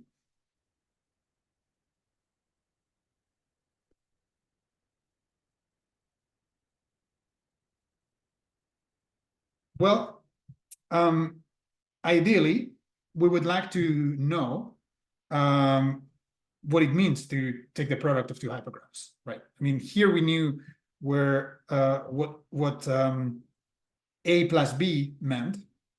So can I actually select in here?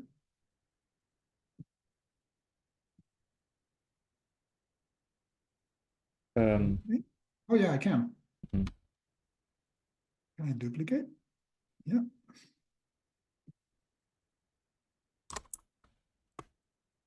Okay, wonderful.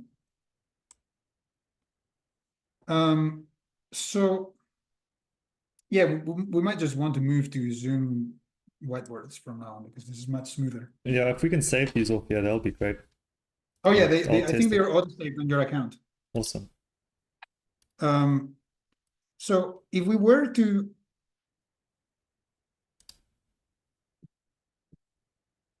come up with a way to multiply these things, you know, what is the hypergraph that I should be drawing here? And I should maybe be clear that I do want a hypergraph of the same kind here. So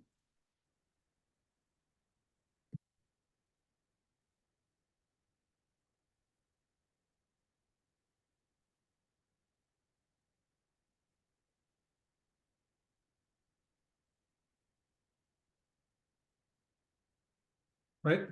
So yeah, there's a question, right? What hypergraph should I draw on those vertices 1 through 5 so that there's a correct multiplicative behavior of multiplicity, that is, right? So this is what we started to work on in the last session. I suggested that we use the incidence structure. So, okay, additivity is kind of like OR in logically, right? It's just saying, you know, you have things either on A or B, right? And the A plus B is the OR hypergraph, where there's something if there was either in A or B. So the times hypergraph, the product hypergraph should be something that says and, right? It should have some and behavior, but it should be multiplicative. So that's kind of the tricky part. So because the and behavior is trivial to pick up, you can just do intersection.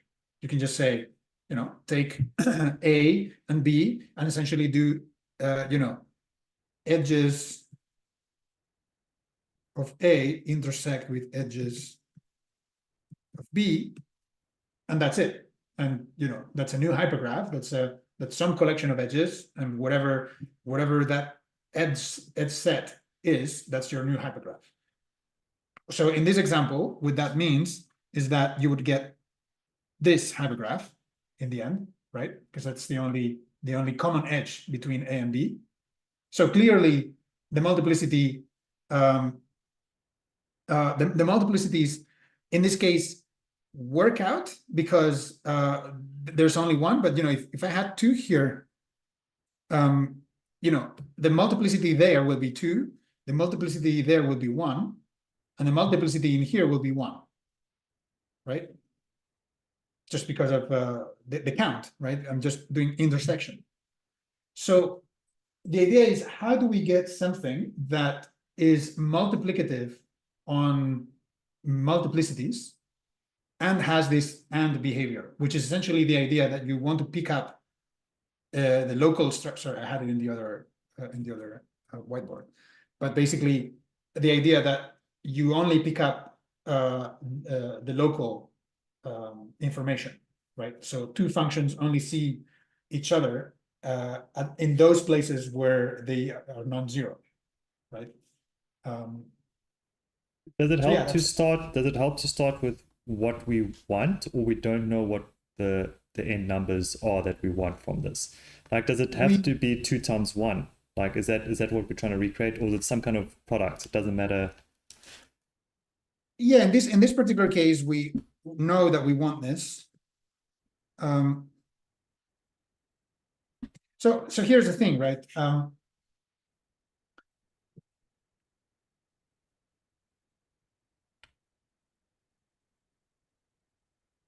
So multiplicities, as multiplicities, in this case, we certainly want something like that.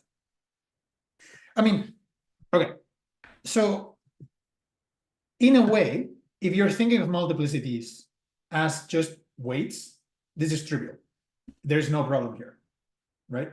Because all you say is that you define, so your hypergraph is, so I'm going to give a candidate definition for A star B. Just you know, this is a pair, so vertices equals vertex A additive union vertex B, right? That's what we did above. And then for edges,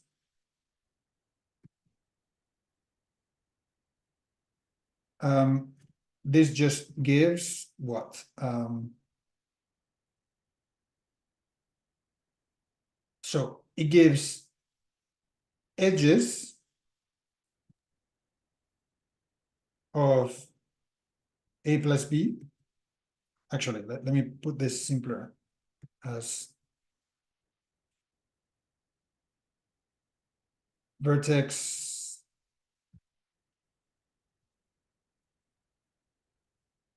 vertices of A plus B here, and edges A plus B.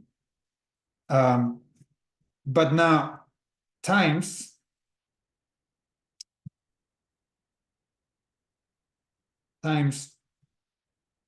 mult A times mult B. So what does it mean? So mult A times mult B is something that is well defined, right? So that's just the multiplication. So we have we have the mults over here, right? So mult A is some assignment of values to the skeleton. Mult B is some assignment of values to the skeleton. Some operation between A and B will be some assignment of values to the skeleton of the union, right? So what we did in this first operation was we added together the multiplicities, but we can just multiply them together, right? Because these are just numbers. I mean, they are assignment of numbers, but in every location, they are just numbers. So when you multiply them together, you get an assignment of numbers that exactly mimics this intersection idea, this and idea, right? Because what is in 1, 2, 3 here is 0 because there was 1 in A and 0 in B, and so on, right? So you get, in this particular case, you get 1 times 1 in 3, 4, and you get 1. That's the only non-zero one, so that's fine. So if you had 2, and if you had 2, you just pick up the multiplicity, and it just works out, right? It's just well defined. Now the issue is how do we? So it might be that this is good enough for what we want, right? Because it does seem that it recovers the pointwise definition of multiplicity. And the only uncomfortable part about this is that in some sense, it's not. In some sense, it's in disguise is using arithmetic, natural number arithmetic, without any reference to hypergraphs, right? The construction above was really just this just the additive union of edges, multisets if you want to be more technical. But this one really was. This is a sort of a shorthand notation that basically says, take those edges and take the multi-set product of those multiplicities, right? So it means that you basically have the edges of the additive union, so you have the skeleton, and then you put the multiplicities equal to the product of multiplicities, right? So in a sense, you go to multiplicities first, do some operation there, and then come back and construct your hypergraph. And of course, no surprise, you are multiplicative because you by construction you are multiplicative, right? So this might be good enough because this is very primitive and this is foundational, but it's still, in my eyes, a little bit uncomfortable that we have to do natural number arithmetic, and in order to define the end result, right? As opposed to the set theoretic kind of thing that you had previously, right? Yeah, exactly. So previously it was really just an or, like logical or set theoretic union, or whatever you like to, however you like to think about this. And now it seems that I just need to say, well, count the number of edges, take skeletal hypergraphs, take the additive union as you did for addition at the level of a skeletal, fine. And then how you populate the skeleton is precisely by multiplying the multiplicities. That and then duplicating each edge that number of times, kind of thing. Yeah. I mean, yeah. But basically, just weighting. You just weight your graph with the weights equal to the products of weights, right? So it's kind of like taking the Hadamard product of weights of your graphs, if you like. Which, I mean, this sounds right to me. I'm thinking that this might be the right way to go. I don't know what Nick is thinking, if unless he's very justifiably zoned out for a while, because we took almost more than 2 hours to get to the point. But I see his cursor.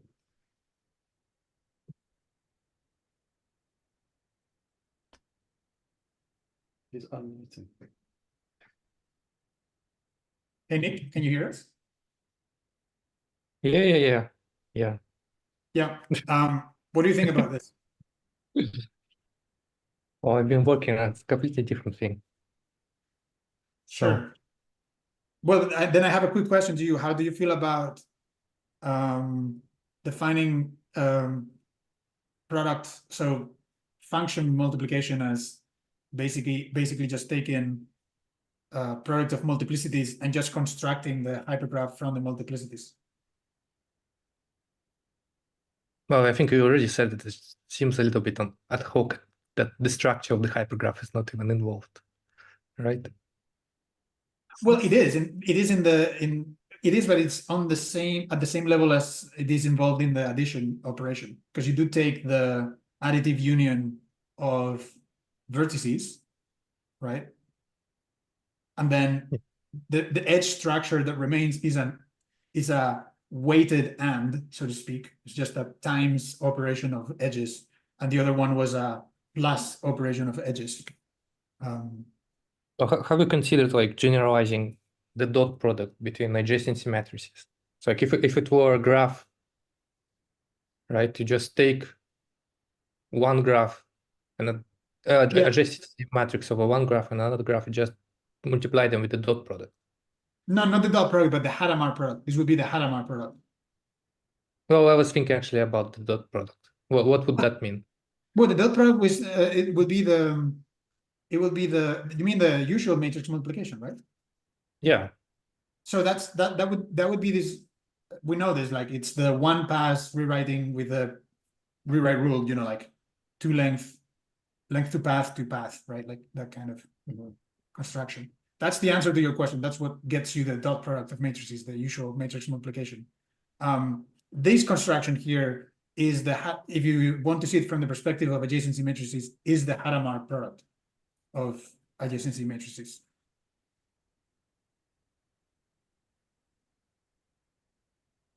Okay. Which but that was the goal, right? To just have this element-wise product. that's what I was saying, that it is very much the goal. Like it happens to be a multiplicative just by construction. So we might just want to go with it and just yeah. The only concern I have is that we are like for union, it seems that you know, from a set theoretic point of view, you're just adding things together. Like you're taking union of elements. And in this second case, it feels like you need to go into arithmetic and then reconstruct the hypergraph simply from that, right? Although now that I think about it, wait. There might be a pretty straightforward way to do Hadamard product with rewriting. And this is actually a good point, not only for infrageometry, but for the hypermatrix slogan, hypermatrix connection to rewriting. So how would you do like sub problem? If you had a rule that's the same size as your subject graph, then it's kind of a, well, depending on the right-hand side. Is that right? No, not quite. Okay, so it turns out that in a very interesting way, we ended up with a sub question that is very natural for what we're doing at the Institute in other projects, which is how would you, in the same way I just answered to Nick by saying that the usual matrix multiplication or dot product of matrices corresponds to one pass rewriting with the usual pattern of, you know, length to path into the sort of transitive closure of the path. What would be the analog for a Hadamard product?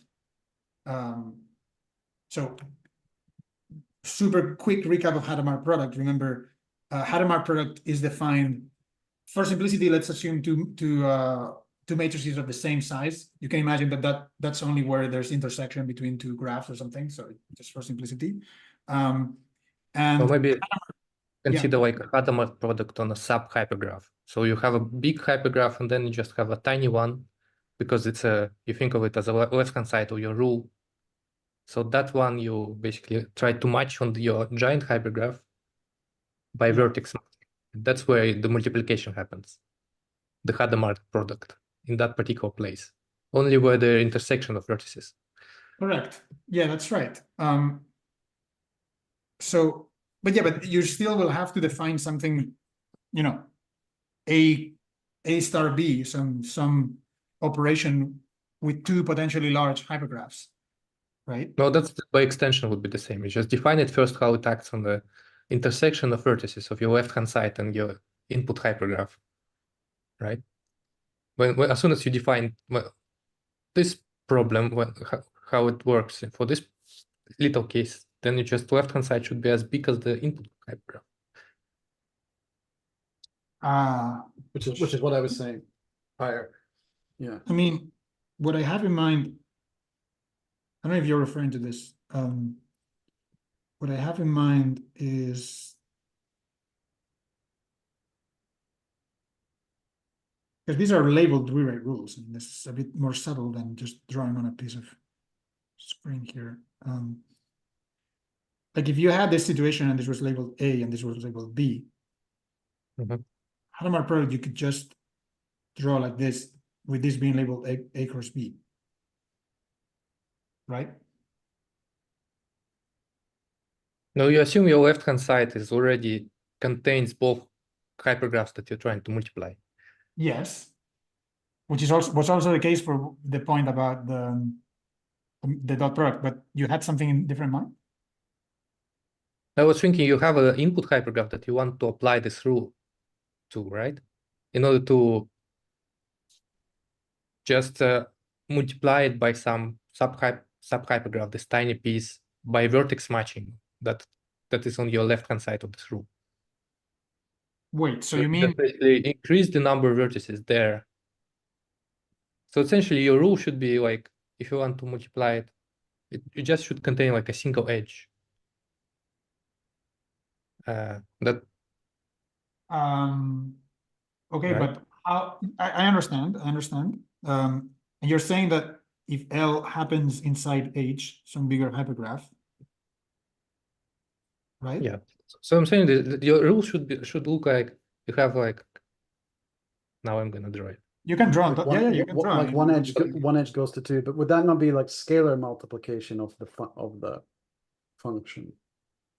Well, you define by the rule, you essentially define how by what number you multiplying it. If there are 3 edges, you multiply it by 3.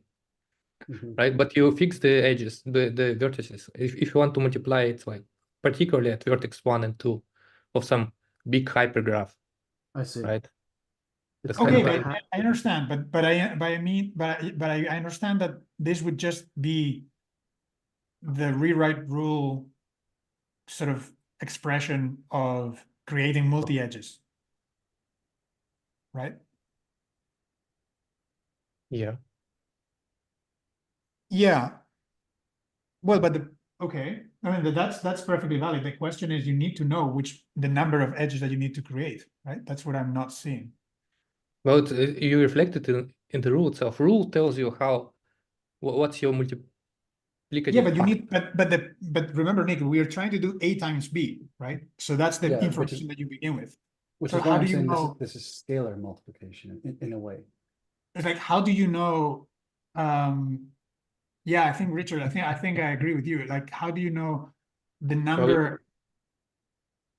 Well, if this is some kind of pattern, say, right? Yeah. So that it can match arbitrary edge. Yeah. Let's say just binary. Yeah. Right. So, and you want just this rule to depend on the multiplicity. What kind of multiplication you want to do at this particular edge should depend on this.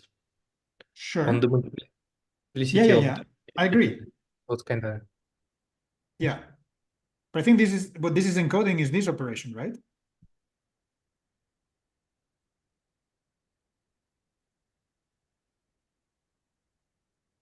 Yeah, well,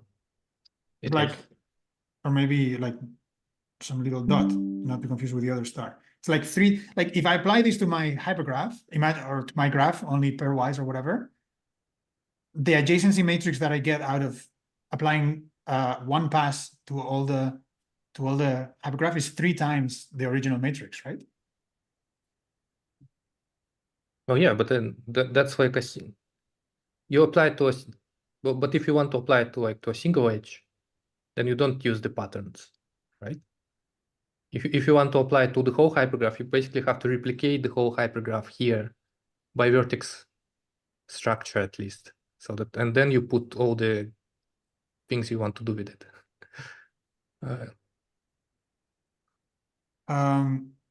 So if you just have, if there is no edge, just vertices, you basically remove the edge. That's like multiplying by 0. Yeah. So you basically multiplying this particular edge by 0. If there is an edge here, you multiply this edge by 0 if there was an edge. But here you depends what you're gonna do with it. But I don't understand how you're going So- to get the behavior of a binary operation if you don't distinguish, like, because what I wrote in at first, like those labels are essentially saying first it comes from one hypergraph, second comes from a second hypergraph, and I keep track of that with labels. But you know, you have two different hypergraphs that are independent, so you need to somehow. So I'm trying to No. encode the second hypergraph on the left-hand side completely. On the left-hand side completely. It's like if this rule is not enough, you just whatever hypergraph you have in mind that you want to multiply your A with, you just put it there, right? And depends how vertices match against the first hypergraph, you modify the edges correspondingly, so that the Okay, multiplicity. so I think there might be our confusion or like this misalignment here might be down to something quite simple, which is forget about graphs for a second, forget about hypergraphs and rewriting for a second. Just think of matrices. Think of integer matrices, which is what we're talking about. The Hadamard product of any two matrices can be computed with an algorithm that just uses scalar multiplication, component-wise scalar multiplication, right? Yeah. Yes. So I think that might be what you're thinking here, right? That you want, like you do Hadamard multiplication by saying, look at the first entry of your second matrix, and you need to multiply your matrix by that and all zeros, and then add it to the same thing for all of the other components. Could that be what you're thinking about? I don't know. It's like just I think it's easier to code than draw. Sure. No, but I mean, I see the operation that you're describing, and it's very, I mean, it's very clear that that's scalar multiplication, right? Like Yeah. at the level of adjacency matrices, and with the same analogy that the dot But you product can was. control like each edge, how much you want to scale each edge, not just the whole. Yeah. So adjacency matrix. then your left hand side gets bigger and bigger. It has to be the same size as the A plus B graph. Yeah.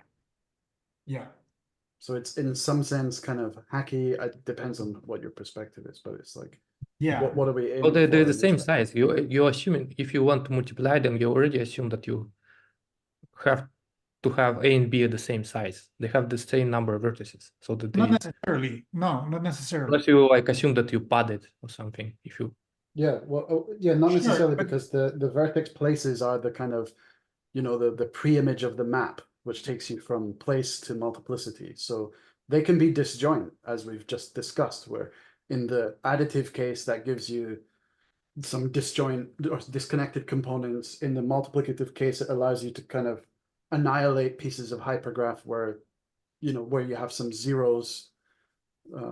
So they don't necessarily have to be the same size. No, But yeah, they- padding, yeah, from the matrix perspective, yeah, padding does cover that. Yeah, for sure. pad with Yeah, I mean, zeros. but on the conformality- hypergraph, it just means you add like 3 vertices without any adjacent edges. Yeah, exactly. Just No problem. yeah, I don't know if this might be a good time to suggest maybe looking at what Eric's idea was. I'll put it here to the right hand side. I have some thoughts and ideas as well that I want to kind of, or Yeah. points. So I remember I was looking at something because well, this maybe the backstory isn't relevant, and I don't want to confuse the issue too much. But if from this matrix perspective of graphs, you can look at isomorphism as this. If you have a permutation matrix, you can do graph isomorphism, right? So say you have two graphs, but their adjacency matrices are sort of permuted. Then just by multiplying over all possible permutation matrices, you can check whether these graphs are isomorphic.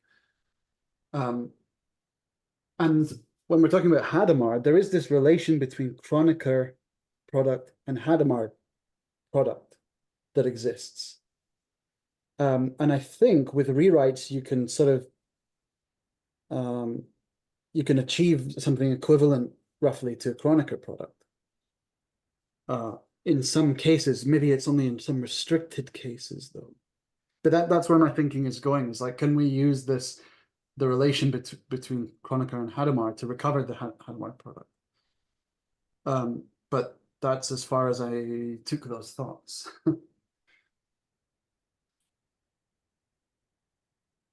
So yeah, I'm just writing the column of equivalencies that are very clear from our previous discussions.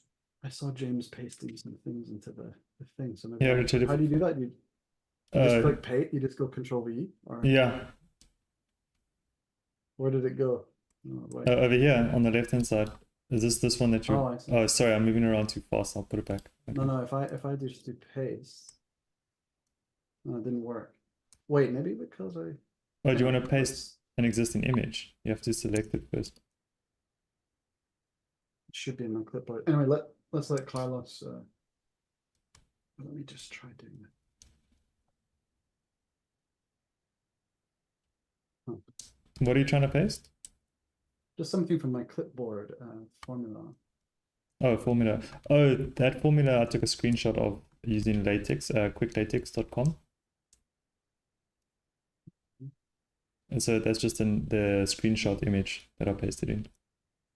Yeah, that's what I'm trying to do. Never mind. If you send me the formula, I'll can paste it in. Well, yeah, I want to be able to do it in the future for doing things.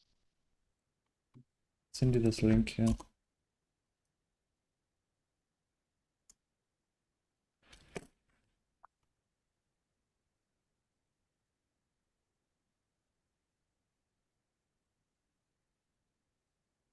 You can just do an upload.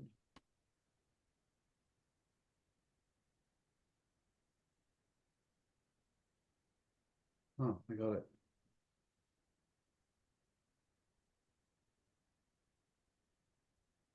Well, I mean, I want to think about it some more in a way.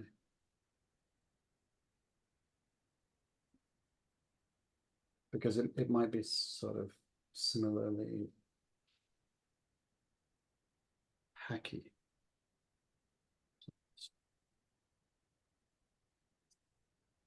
So the ones on the screen, these equivalences, these are actually true. I mean, this is pretty clear. The middle one is the one that we've been sort of trumpeting quite a bit in the last few months. So is the basis for why we think rewriting could be a powerful replacement for matrix algebra and for the algebraic and analytical tools and analytical techniques of hypergraph theory and network theory and things like that.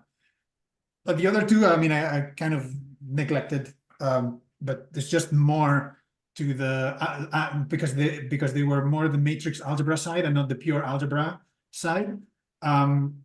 But those are certainly clear. I mean, you get a scalar multiplication by simply rules that just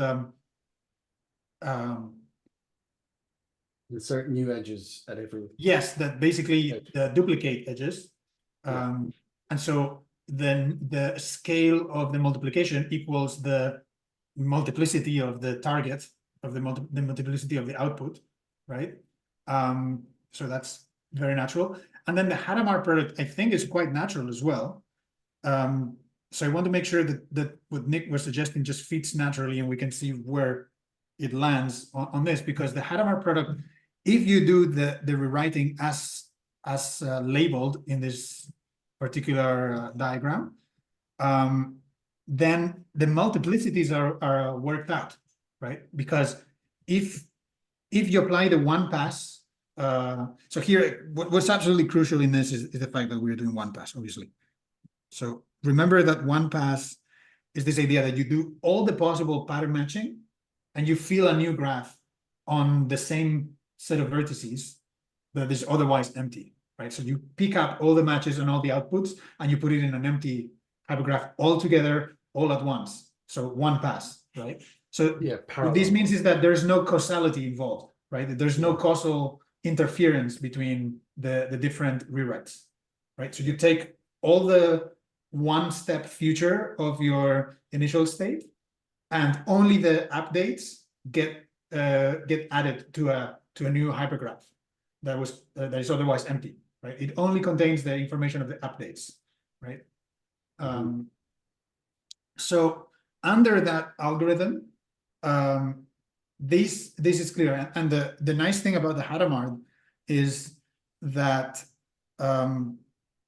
it is multiplicative. Like it is true that, you know, if you're counting edges, it is true that size of A times B equals size of A times size of B, right? This is true, which is what you wanted. I mean, that's exactly what Hadamard multiplication should do, right? And why? It's because, you know, imagine that you have this graph and this graph, 2, 3, 4, 1, 2, 3.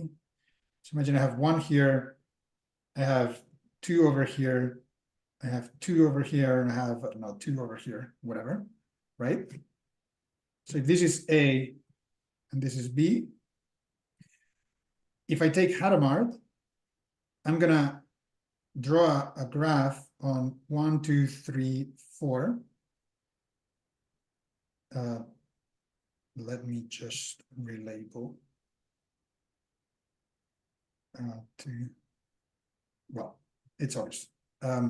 So this is a 2 and this is 3, right? So there's going to be something here, right? Because that's the only non-empty intersection. I mean, the others are just, you know, there's no match. And so why only there? Because there's where I find something coming from A, you know, and something coming from B. So what do I have exactly? I have 2 edges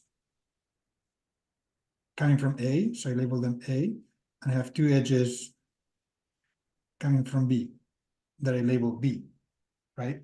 So if I apply the rule, and I get exactly as many outputs as there are pattern matching,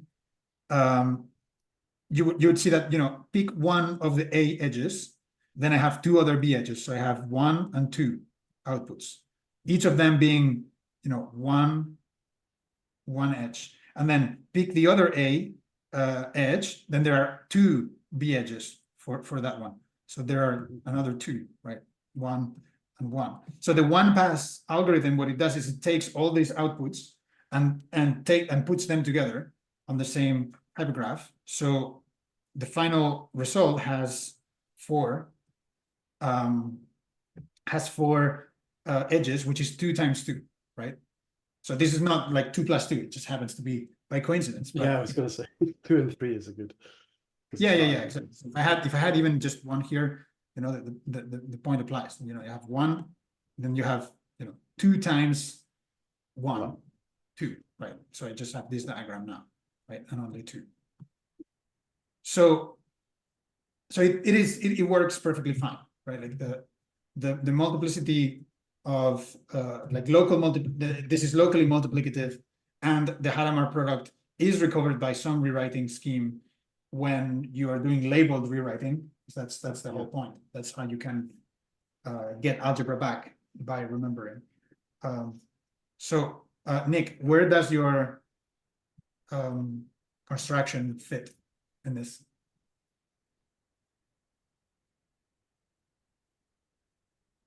I'm thinking. Okay. There's a criticism of the approach for Hadamard in the chat. Carlos. Let's see. Does the B You above the edge refer to an edge with multiplicity B? In that case, no. So A and B are just the labels. So A and B just refer to the fact that we have a way to trace which hypergraph it's coming, from which hypergraph each edge is coming from, right? Which is precisely this idea that you have an operation, right? That you can't say this is one hypergraph, this is another one. And if I'm going to create a new hypergraph together, right? Each of these edges, I would label something that depends on A and B. So for example, A star B. This is A star B, right? So A and B are not multiplicities, they are labels. For me, it's confusing, like, because we're trying to make a product that we're trying to make a function that acts on a pair by rewriting rule instead of like making a carried function that like applies. Maybe we should make something like that instead, so that I see what you mean. Okay, so your point is that you want to have something like, define A times as a function from hypergraph to hypergraph. yeah. Yeah. Okay, that's fine. I mean, but that's It's just a basically different a rule. So we basically should define multiplication by a hypergraph. It's like a function that returns another rule. So it takes a hypergraph and it returns a rule, right? So that's why I was kind of trying to say when I tried to make the hypergraph that we're multiplying with the B, right? The left-hand side of the rule. That's the rule that you produced by this. Like no, partial that's definitely a way. And we've said many times, rewriting is extremely flexible. I mean, you could, yeah. Okay, I see what you mean now. And then, but that's the approach I you had last understand. time, Carlos. The rules that were being used were more general. They didn't depend on A or B. Whereas here, there's a kind of dependence. Like this A star functional multiplication creates a rule, but it sort of depends on one of the hypergraphs. Yeah, that's fine. I mean, it's just two different ways. I mean, my suggestion, like what I said in the very beginning of the live stream today, in the recap, is that we are probably interested in this sort of atomic approach where we are trying to be minimalistic, where you try to have rewriting rules that are basically as small as possible, because, for example, that you can, why shouldn't one consider a rewrite rule that looks like this, right? Takes a length 3 path into a single composed edge with the two other dangling over there, right? And why shouldn't one consider such a, I mean, this is terribly drawn, apologies. Why shouldn't one consider something that, I have a tendency to not copy the same diagram, sorry. And if I have this and I just output the composition of beginning to end, right? It's the analog diagram, but with 3 steps instead of 2. So the reason, I mean, that's perfectly fine. We could do that, but the reason why don't do it is that corresponds to applying that other rule twice, basically, right? You can get the same output by starting with this rule and then apply the smaller rule in the first instance and then apply the same rule in the second instance, and the output, then apply the same rule again, you get that, right? So there's some kind of compositionality of rules that tells you that a three-step path should not be atomic because it can be collapsed from a confluent diagram of 2-step path rewritings, right? that's kind of a very general concept that if, and I think, you know, intuitively, the topology of your diagrams, if you know that you can't draw a smaller thing just by how you're putting things on the page, then you're pretty safe that your rule is going to be atomic, because it doesn't mean it's going to be independent. It might be that there's a way to recover the effect of that rule with a combination of other rules that are also atomic. But at least you know that you won't be able, you won't be reducing kind of powers of itself, right? Which will be the case with this length 3 path instead of length 2 path. So that's why the general philosophy is not to have huge rewrite rules that you know, that take huge pattern matching. Because Nick, if I mean, your suggestion with this understanding of the Hadamard product, I can imagine quite a simple algorithm that just implements the rewrite rule. So, I mean, it's not a rewrite rule because it's an algorithm, but I can imagine just turning it into a rewrite rule with a lot of information in the left-hand side, right? Yeah, or maybe the right-hand side. That it just Or maybe, yeah. how we like in general would encode.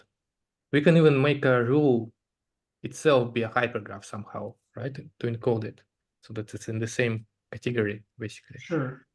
So we need to make this operation that takes a hypergraph and makes a rule, this partial application, Yeah. be more concrete. That's interesting, because I was thinking about something where in the addition case, maybe one definition of it is that the mult function is saying what's the minimal set of rewrites you can apply to get you to the skeleton, and you count the application of that rewriting rule, and that gives you the scalar number. So with multiplication, if there's a way to get a hypergraph from the rewrites or vice versa, then you can convert the second hypergraph into the set of rewrites, and then you have those rewrites, and you think of it in terms of the additional case. So it's like two scalars added together the second amount of scalar times. So it's like the more conventional way of thinking about multiplication, where it's addition done a certain number of times over and over. So it's like the rewrites that get you to the skeletal case, but done in a way that it's like multiplicative.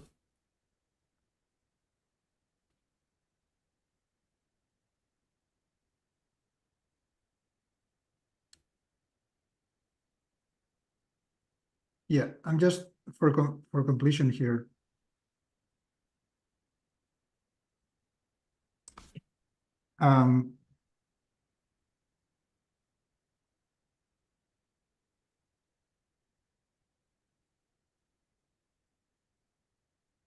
Technically, there are more rules, but there's the identity rules.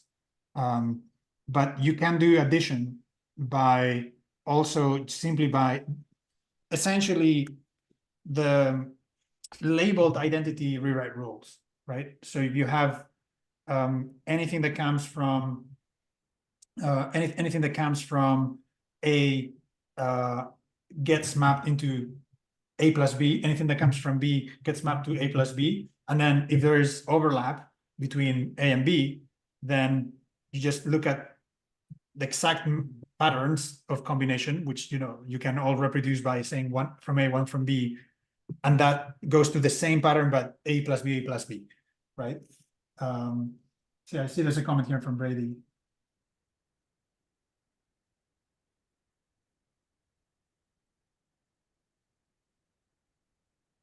I should mention the comment here. I keep thinking there could be a version of this where the idea of number is constructed over rewrites similar to combinators and also p-adic numbers, I guess.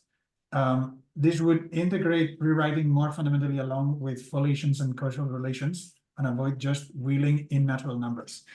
Well, what we're seeing here is Brady, that we can recover all these operations without invoking scalar, without invoking natural numbers at all, right?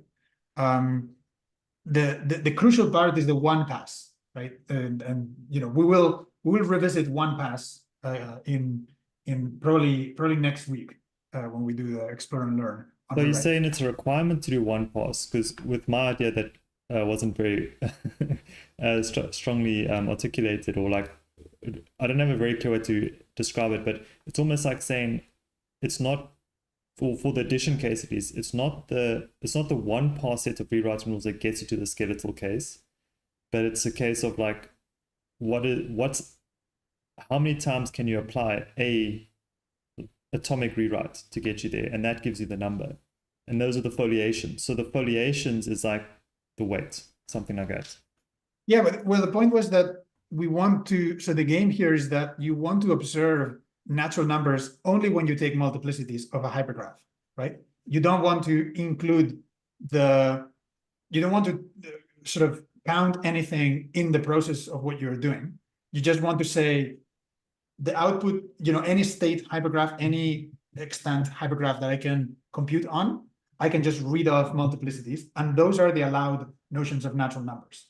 So, which is basically saying, you know, your computer knows, you know, knows to measure height of stacks of edges or something, you know, like something simple as that, some accumulator or something. But the idea is that we should not be able to count anything in the process, like have any kind of index that plus ones every time or something like that.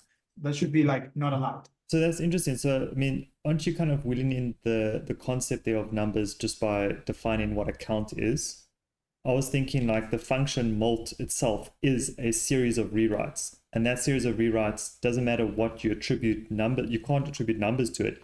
It just happens to be 3 foliations of I mean, you as I said, you can compute, like if you want to say that the way you get the numbers out of a hypergraph to evaluate multiplicities, and you really want to say, I can only get that by doing something explicitly with rewriting, absolutely, that's right. But we are working here assuming that we have that process given. If we know how to take multiplicities. Yeah, but isn't that important, the structure of how you take the multiplicities if you're doing multiplication? Maybe there's some structure to the process of getting mult that will be important to help define multiplication. Well, but we know that the process of getting mult should not alter the hypergraph ultimately. It should only give us numbers. That's what mult is, right? Mult is just the way in which you extract natural numbers out of a hypergraph. What if it gives with you... the idea that is, yeah. What if it gives you a series of rewriting rules? What if it doesn't give you numbers? What if it gives you a series of rewriting rules that's equivalent to... But then it's not mult, right? Like that's the point. Like we need to know what we're working with, right? So mult, I mean, mult is something that we already know in advance, like conceptually, not technically in terms of rewriting, but conceptually we know what mult is. And so when I say, imagine that your computer knows how to do sort of accumulators or something, whatever. Imagine that this is a well-defined process, so that given a hypergraph, I can just extract the multiplicities, which is trivial, obviously, for example, in our hypergraph packlet and all those kinds of things. It's just a trivial procedure to do.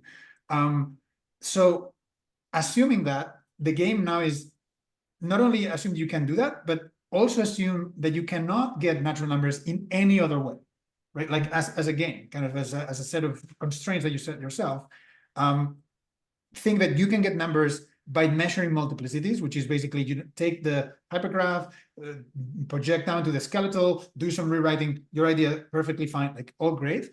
But given that, how do you define all these operations primitively within hypergraphs, right? And that's the question, right? Because multiplicity is, you know, it's fine. In some sense, it's like saying that you can count the number of vertices or something, right?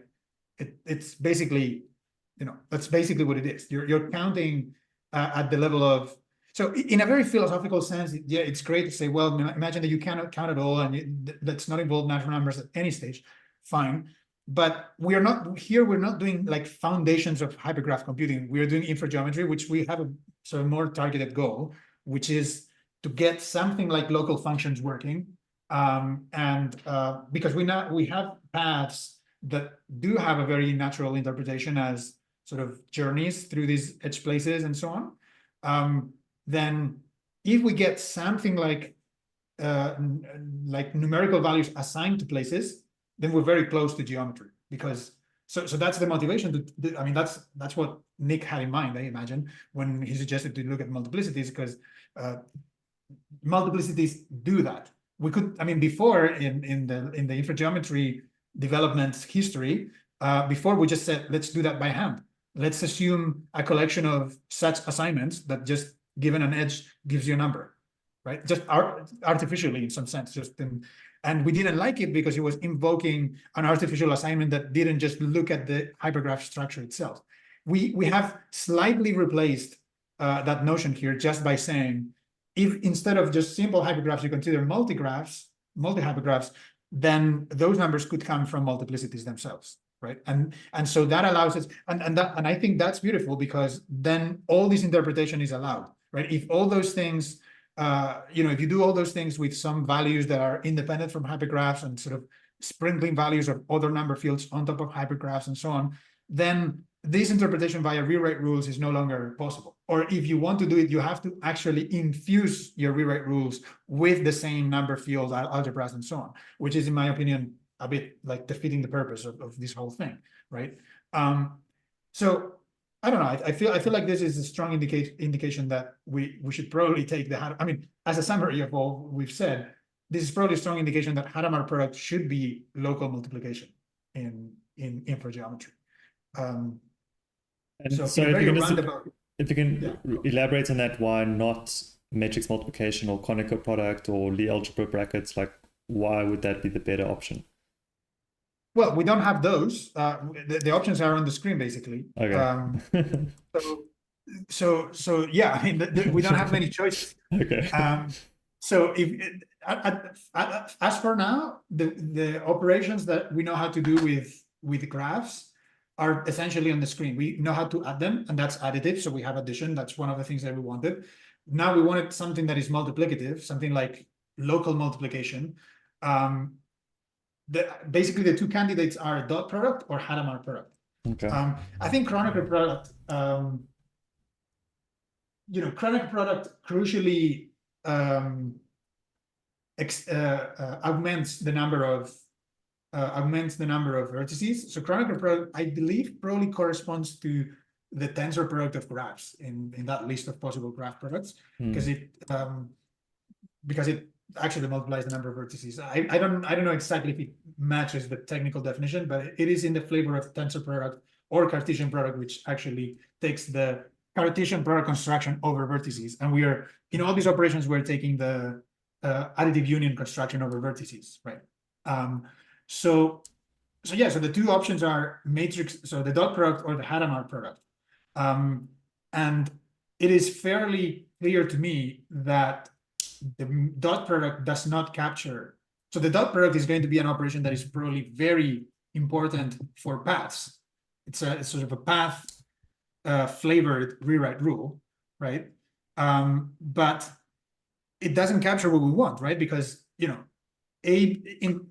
the left-hand side of the rule, on the screen, tells you that if one graph has 1, 2 edge and another graph has 2, 3 edge, then the product graph has a 1, 3 edge that kind of appeared magically out of nowhere, right? So that would be some kind of non-locality, right? Some idea that functions interact in a different location, and it's creating information where there wasn't any kind of thing, right? So dot product, in my opinion, is sort of ruled out for the idea of local multiplication of functions. And then we have scalar multiplication and Hadamard product. And because scalar multiplication is a Addition related. Yeah, scalar multiplication is a possible interpretation of function multiplication, right? So what is scalar multiplication? It's multiplication by a constant function, right? So the constant, you can imagine that if you have a hypergraph that you have an edge, and you multiply that by every single, you match that against every single edge in your hypergraph. That's like taking the scalar multiplication of that. In fact, that's interesting. Wait. Nick, tell me if you agree with me on this.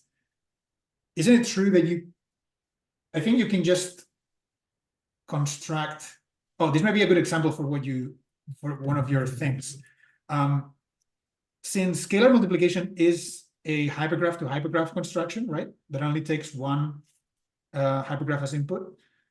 Yeah. Wouldn't you agree that if you take a complete hypergraph of a simple complete hypergraph, copy of A, and you multiply it by A originally with Hadamard, that should give you the scalar multiplication by 2, I believe, right? Okay, say it again. So you have a complete graph. Yeah. The Let same me vertices as A. Yeah, give me a sec. I need to know exactly what I'm doing. So I'm taking.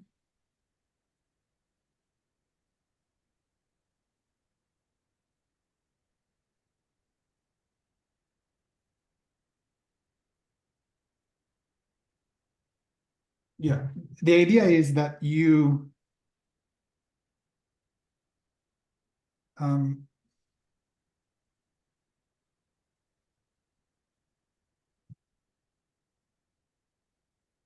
no, maybe it's not that obvious. No, it is that obvious. Wait. It is that obvious. Hadamard product of a hypermatrix by itself is the equivalent of a scalar multiplication by 2. Not by itself, but by some. Okay, what I'm trying to say here is the following: if you have, you get a hypergraph A with its adjacency matrix. I mean, let's just think graphs. Just we are thinking graphs for the working examples. Then, if you want to multiply by 2, that basically means that you're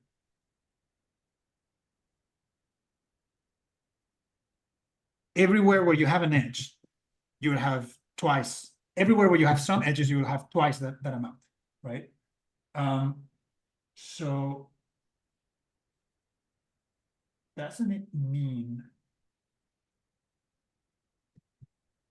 that you have to take Hadamard? So if one edge is going to come from A, the other is going to come from a matrix I'm calling 2A. I mean, that's going to be confusing probably. Something I'm calling A prime, right? And so because I'm doing Hadamard, the rule is that this goes to a single thing. You call a star or whatever, but the name is irrelevant. You might want to call it 2A to like prove the thing. But the point is A prime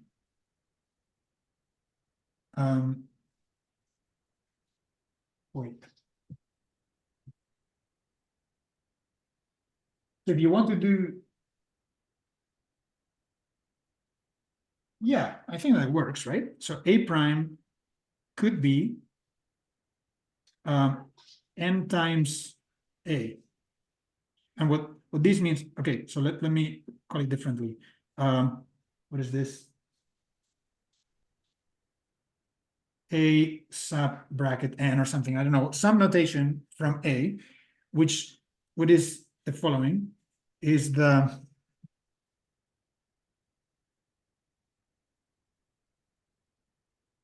complete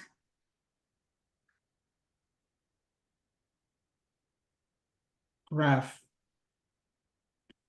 of multiplicity n. Yeah, I think that's true. And so this should implement, so Hadamard product here should implement n times a. So what I'm saying here is that at the level of matrices, Hadamard of a dash with a equals n times a. Sorry. Yeah. You understand what I meant, Nick? No.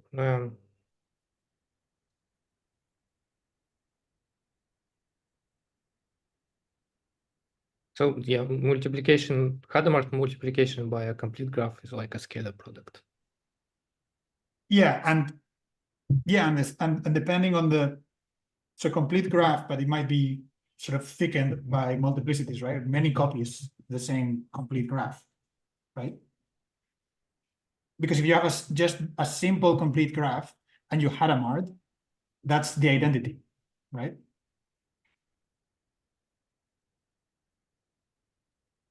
Yeah, I just don't get why there's a scalar. It seems like if you multiply multiplicities, it's basically you get the same graph back. Well, Like a- that's right. So when it's really the complete graph only, so multiplicity 1, right? No multigraph, just complete graph. Yeah. Then you get the same graph path. It's the identity operation. But if you have the complete graph with n multiplicity everywhere, right? Yeah. Then under this definition, because you're doing the Hadamard rule matching, which is this, for each element in A prime, you get the number of elements that were in A, right? So that's exactly multiplication, right? That's exactly Hadamard multiplication. Okay, yeah, that works. That's more or less that's interesting because in some sense you can express scalar multiplication as I guess this is the inverse construction of what you were talking about, right? Oh, it is kind of close. Just it seems like this complete multigraph what I was suggesting to put on the left hand side. But the thing is, there's no left hand side. So much. Yeah. Like the thing is, this approach doesn't involve placing a big hypergraph, or not big, but a dependent on context hypergraph in any rewrite rule, right?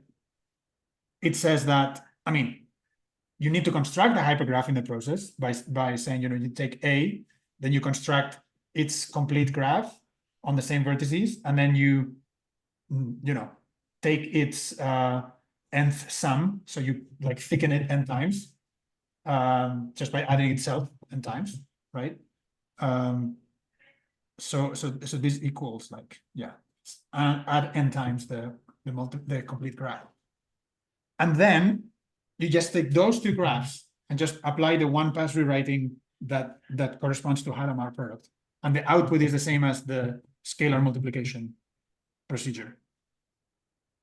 Sure. Yeah. Okay. So I think this is basically the inverse of what you were referring to, in the sense that it reduces, because what you were describing was doing matching on single edges. You can accumulate and you can get to the entire product hypergraph in the end, and this is the opposite. This is by saying you can get to the operation that depends only on single edge matching, this sort of edge-wise matching of scalar multiplication, by defining the appropriate complete graph at large, right? Yeah. It just not really helps to define the Hadamard product with with the more general Hadamard product, with just simple rewriting. More general Hadamard product. What do you mean? More general. When it's not complete graph, when instead of A prime, it's an arbitrary thing. It's Sure, just but with I mean, I'm taking relationship. I'm taking the Hadamard product itself as primitive here, in the sense that it's funny that I said this is an inverse operation, because if you look at the rewrite rules themselves, right? Like, they are pretty inverse to each other if you think about it.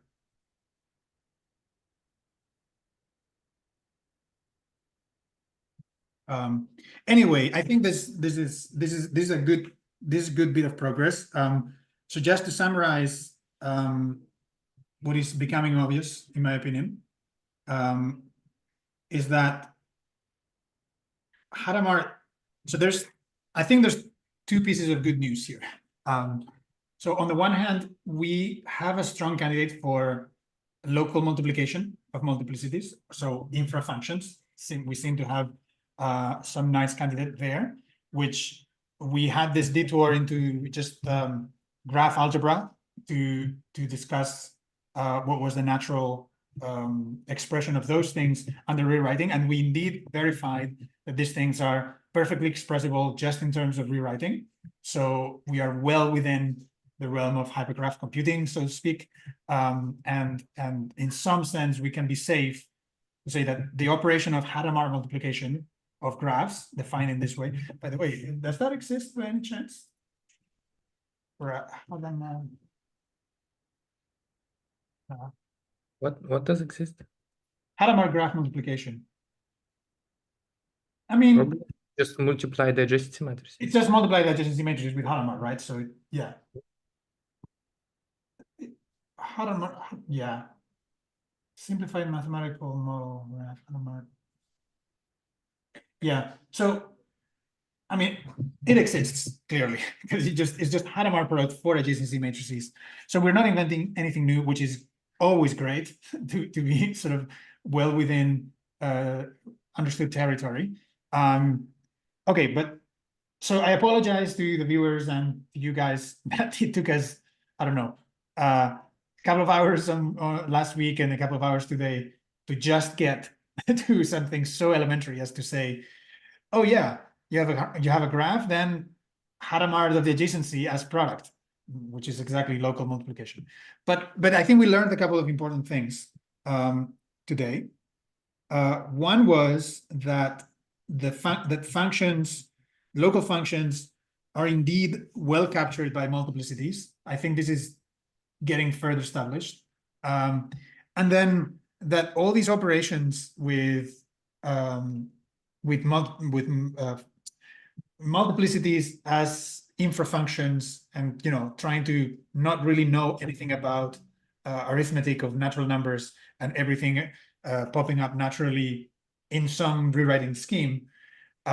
So far, everything we care about is here, right? So far, we have everything we want. So I would say we've solved the problem of multiplicity. I mean, honestly, it sounds horrible to say we've solved the problem, because this is like saying, "Oh yeah, do the obvious," and it works. But it's nonetheless progress. I mean, it means that we can move on. So, do you guys have any points or questions or comments exactly on? Because I am personally quite happy to move on with the other aspects of local functions as a final question on the stream, and then just. I just wanted to get what Nick was drawing down here in the bottom right corner. Let me see. Where? Let me see. I was just trying to express this idea of partial function, just drawing some diagrams. No, it's maybe incomplete. No, but I understand. I mean, that's the usual thing of currying, right? You have a binary operation, you can curry one argument, then you get a unary operation, right? And wanted to do how to reflect a thing. Can you reflect on? I don't know. I mean, you can just use any opera-like diagram. I mean, like you're doing. You have two inputs. Something has like 2 arrows in, 1 arrow out. If something is filled, then you have 1 arrow in, 1 arrow out. That makes sense, right? Thanks. Yeah. Yeah. Congested. I was just going to this. Yeah. It's yeah. All right, but I feel like okay, Hadamard multiplication makes a lot of sense, and What do the viewers think? What does chat think about that? yeah. Thoughts?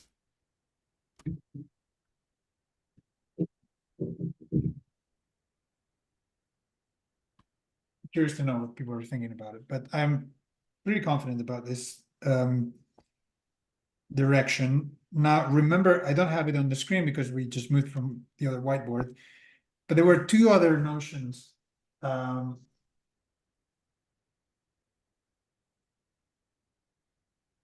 Two other notions that might be quite obvious, so we might just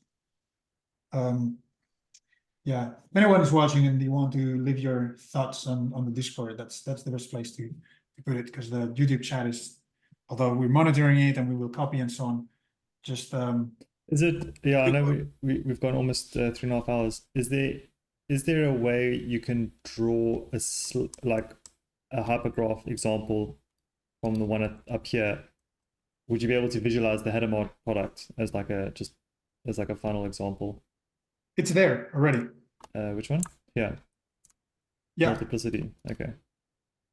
Oh, okay. So you take this. Yeah. So the 0 kills it, and then the 1 keeps it the same, and then can we do one where there's more than 1, because this is just keeping it the same. So if the second graph had like multiple here at 3, 4, would it be like 6, 8? Yep. Yeah. So I mean, if I draw like another edge over there, Mm-hmm. then in here just draw 2 more. Right. So if this was the initial gut instinct, what did we resolve by having? The thing, that's what I meant. That I was sorry that it took us like 2 hours of detouring into algebraic graph rewriting to conclude that indeed the natural gut instinct of what it should be was exactly what it was. Well, I what mean, got it's so you? obvious that I even said it on the last stream or something as a when you were talking about these zeros or whatever. But Oh, yeah, that's true. Yeah, I remember now. Yes, that's right. but Absolutely. One second. So in some sense, it's kind of completely abandoning this that it needs to be sort of rewrite based. It's like No, why? Not necessarily, no. That's what we learned in this discussion was not for nothing. I mean, we did. I mean, even addition is that was my point of having this diagram over here, which I will clean up now. So even addition is well defined as a pure rewriting operation on hypergraphs. Like which is very satisfying, right? I mean, you still need to keep track of this idea of labeling, which right. Well, that's the question, because with labels you have a lot of flexibility and you can be quite creative with how you use them. But labels, I mean, labels here they don't carry any extra structure other than like pure labeling in some sense. It's like it's just tagging, and so in some sense, it's this idea that I said that you can have things like sort of cache memories or memory locations where you're saying, I'm holding this data structure here, I'm holding this data structure over there. But that applied to like the vertices being the addresses, if you will. Yeah. Whereas now there's some information that's that's what I'm saying. That I'm not.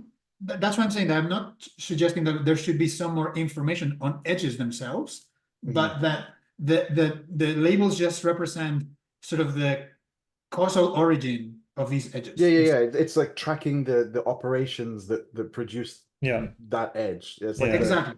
Like the exactly. history. It's like the trace or Exactly. whatever in a program of Yeah, the yeah, yeah, execution yeah. that led to that thing. Precisely. Which is Precisely. cool, but Yeah. hmm. So that's one of the things that we did learn. I mean, that's why, I mean, the detour was just not complete, just wasn't just a complete waste of time. Because I mean, if we spend No. 2 hours to say, oh, actually, you know, the obvious option of how to multiply things is the way to go, we should have, you know, we shouldn't be very happy with ourselves. But I think, I mean, this was rather inefficient for my standards, because, and I apologize because it was on me, but it was not for nothing. I mean, it was good to see that all the operations that are natural with hypergraphs should mirror what you can do with functions. And to be honest, what's on the screen right now is the module of functions, is the commutative algebra of functions of a smooth manifold, right? Like the right hand side.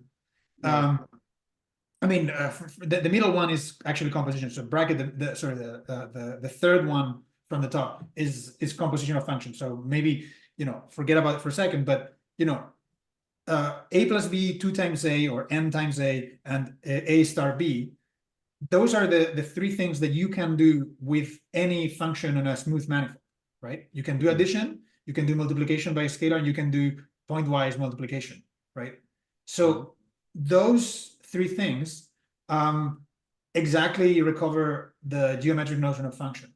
So if we are now happy that we have pure hypergraph operations that mimic that structure, because when we take multiplicities, we have the right behavior, we have multiplicativity and additivity in the right places, right? Then that's all we care about. Actually, something fun to think about would be whether there is distributivity of these operations, right? So if you did, you know, a times b plus c, would you get a hypergraph that has that? My intuition is that is absolutely right, because, you know, all we're doing in disguise is basically just doing pointwise operations of functions on the skeletal hypergraph. We just have a clear argument that those operations can be encoded fully as rewriting, but they are equivalent to pointwise operations on skeletal hypergraphs, right?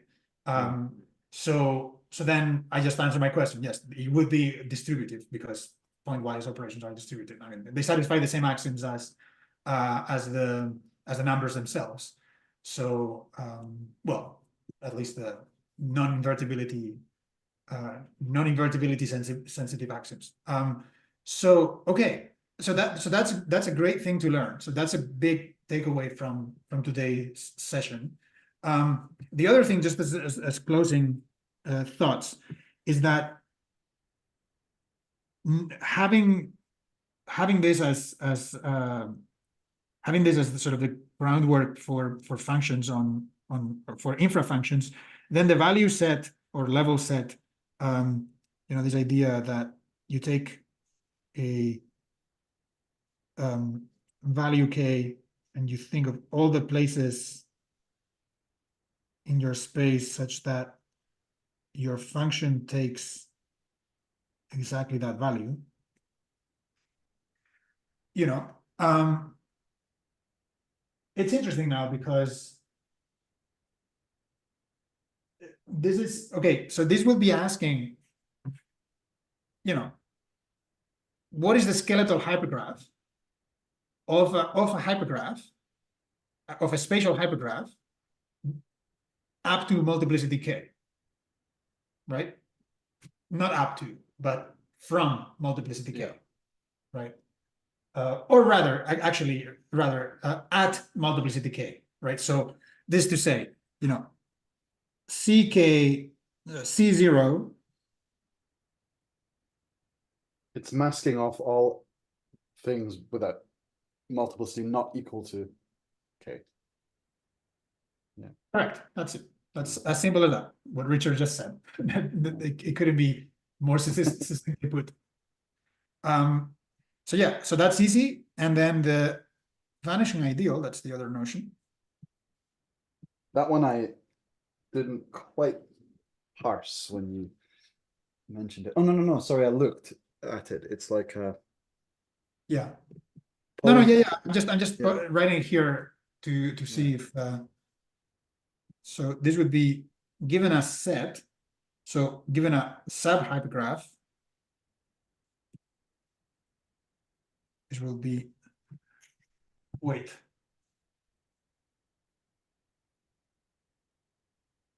No, it's going to give us another set of hypergraphs, which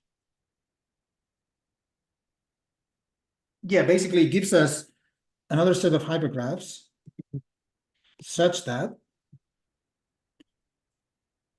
let me say h and then little h here, such that mult should give the empty hypergraph, right? yeah. So well, so multiplicity of h minus h is 0. Is that what you want to say?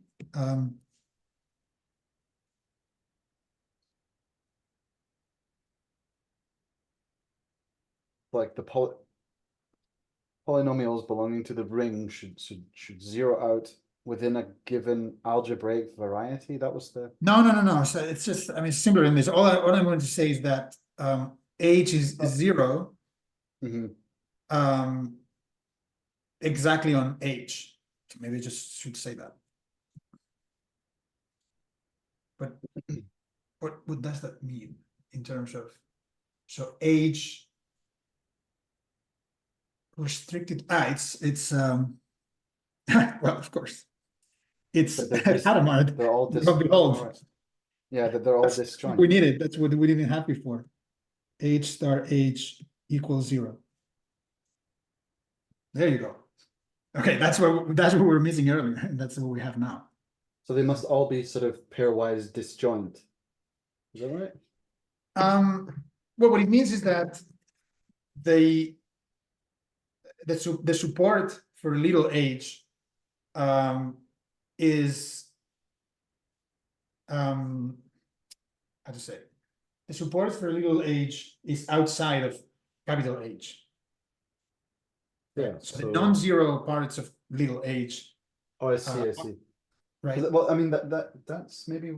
So I was just relating it back to the kind of traditional definition, which is it only cares that they zero out within this algebraic variety, which is Yeah. So f. So this is s, and this is all the f's such that f restricted to s, which means that f evaluated at some little s equals 0 for all little s in s, right? Yeah. So what's interesting is that now Hadamard multiplication of hypergraphs is a hypergraph primitive operation, right? And so multiplication of if you take, so the vanishing ideal of a given function, right, is, so the vanishing ideal is defined for a hypergraph, which is, you can think of as a sub hypergraph of a larger hypergraph, right? So the vanishing ideal will be a collection of other hypergraphs, because everything is a hypergraph now. Remember that functions are just ways to get information out of a hypergraph, and they're not different objects.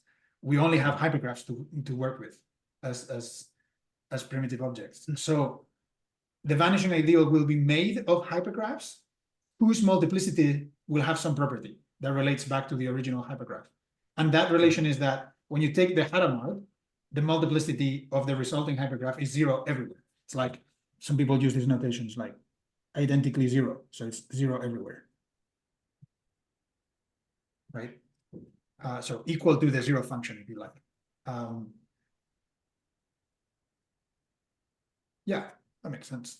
So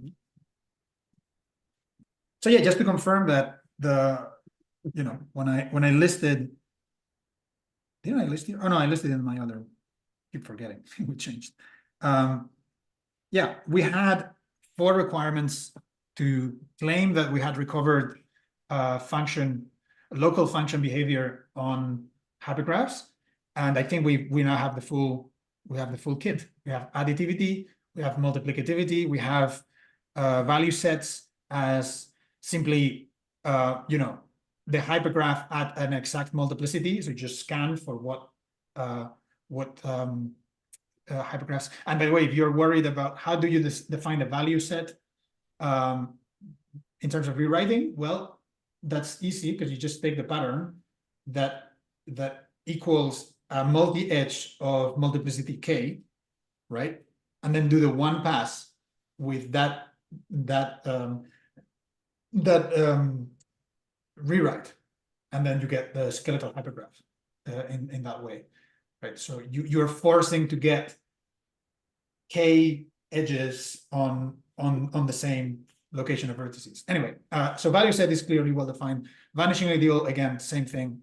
It's just a collection of hypergraphs that locally vanish on a given sub hypergraph. And by locally vanishing means that they satisfy precisely that property in terms of that. So anyway, I am very confident that we found our notion of function. And it's a bit sad that we had to go in this roundabout way. Well, building the confidence is important to move forward, but because we're not going to know for sure if it's accurate or if this is the ultimate solution until we get to a further point down the line, I assume. So is that correct? Like we need to... No, that's right. That's right. I mean, now this seems to be quite self-justifying, and I'm getting a strong sense here that there are not many choices. If we want to be this hypergraph centric framework, remain within this hypergraph centric framework, there aren't that many choices of how to define functions or have something like local functions in this model. So going back to the central question, and this is just to close the stream and to leave it ready for next week.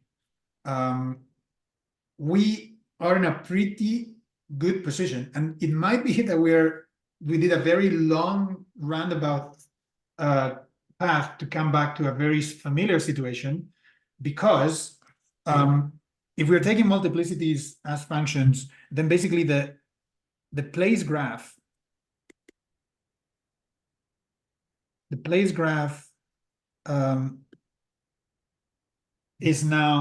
can just be considered a graph with mass, right? Where you allocate the multiplicity at every vertex of the place graph, right?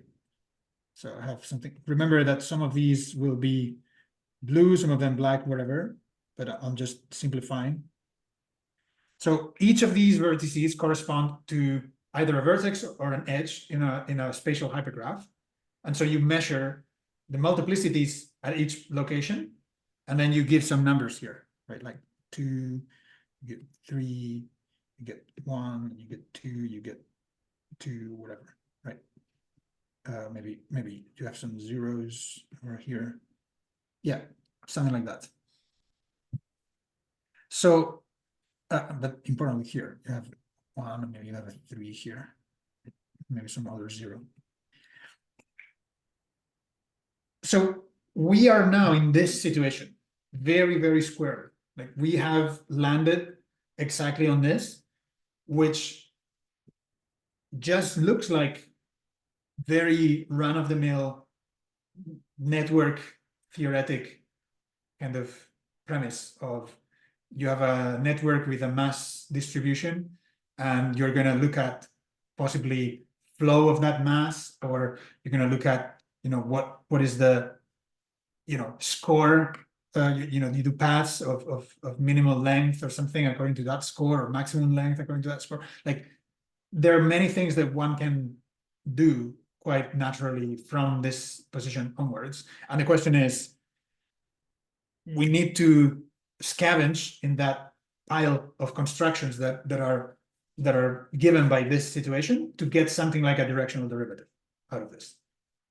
And remember that, can we get a directional derivative. And what I mean by this is not just a name, but, you know, crucially something like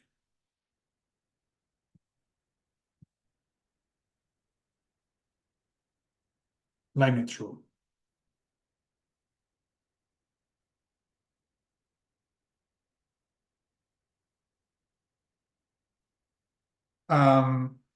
Yeah, that's a big question.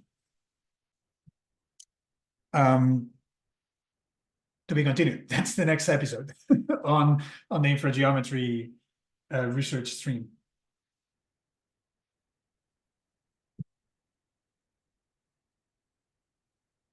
Okay. Sounds good.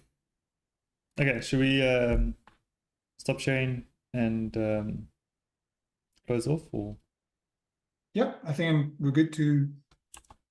So yeah, we can take a picture of that and then as the conclusion, Yeah. paste it on the Discord.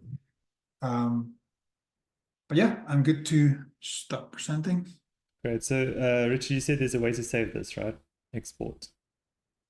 Did I say that? Okay, yeah, I'm gonna export it. I did. But yeah. Okay, I'm gonna export this and save it. Cool. All right. I found a cool thing that maybe just pasted it. Well, I don't know if you feel like doing that, but it has a cool sort of matrix interpretation of subgraph isomorphism, which maybe could be useful, could be interesting, thought-provoking. It's in a kind of quantum setting, and it's using this permutation matrix idea that I mentioned, and something called the log Hadamard or whatever. But there's some, yeah, interesting things in there. So I'll just leave it at that.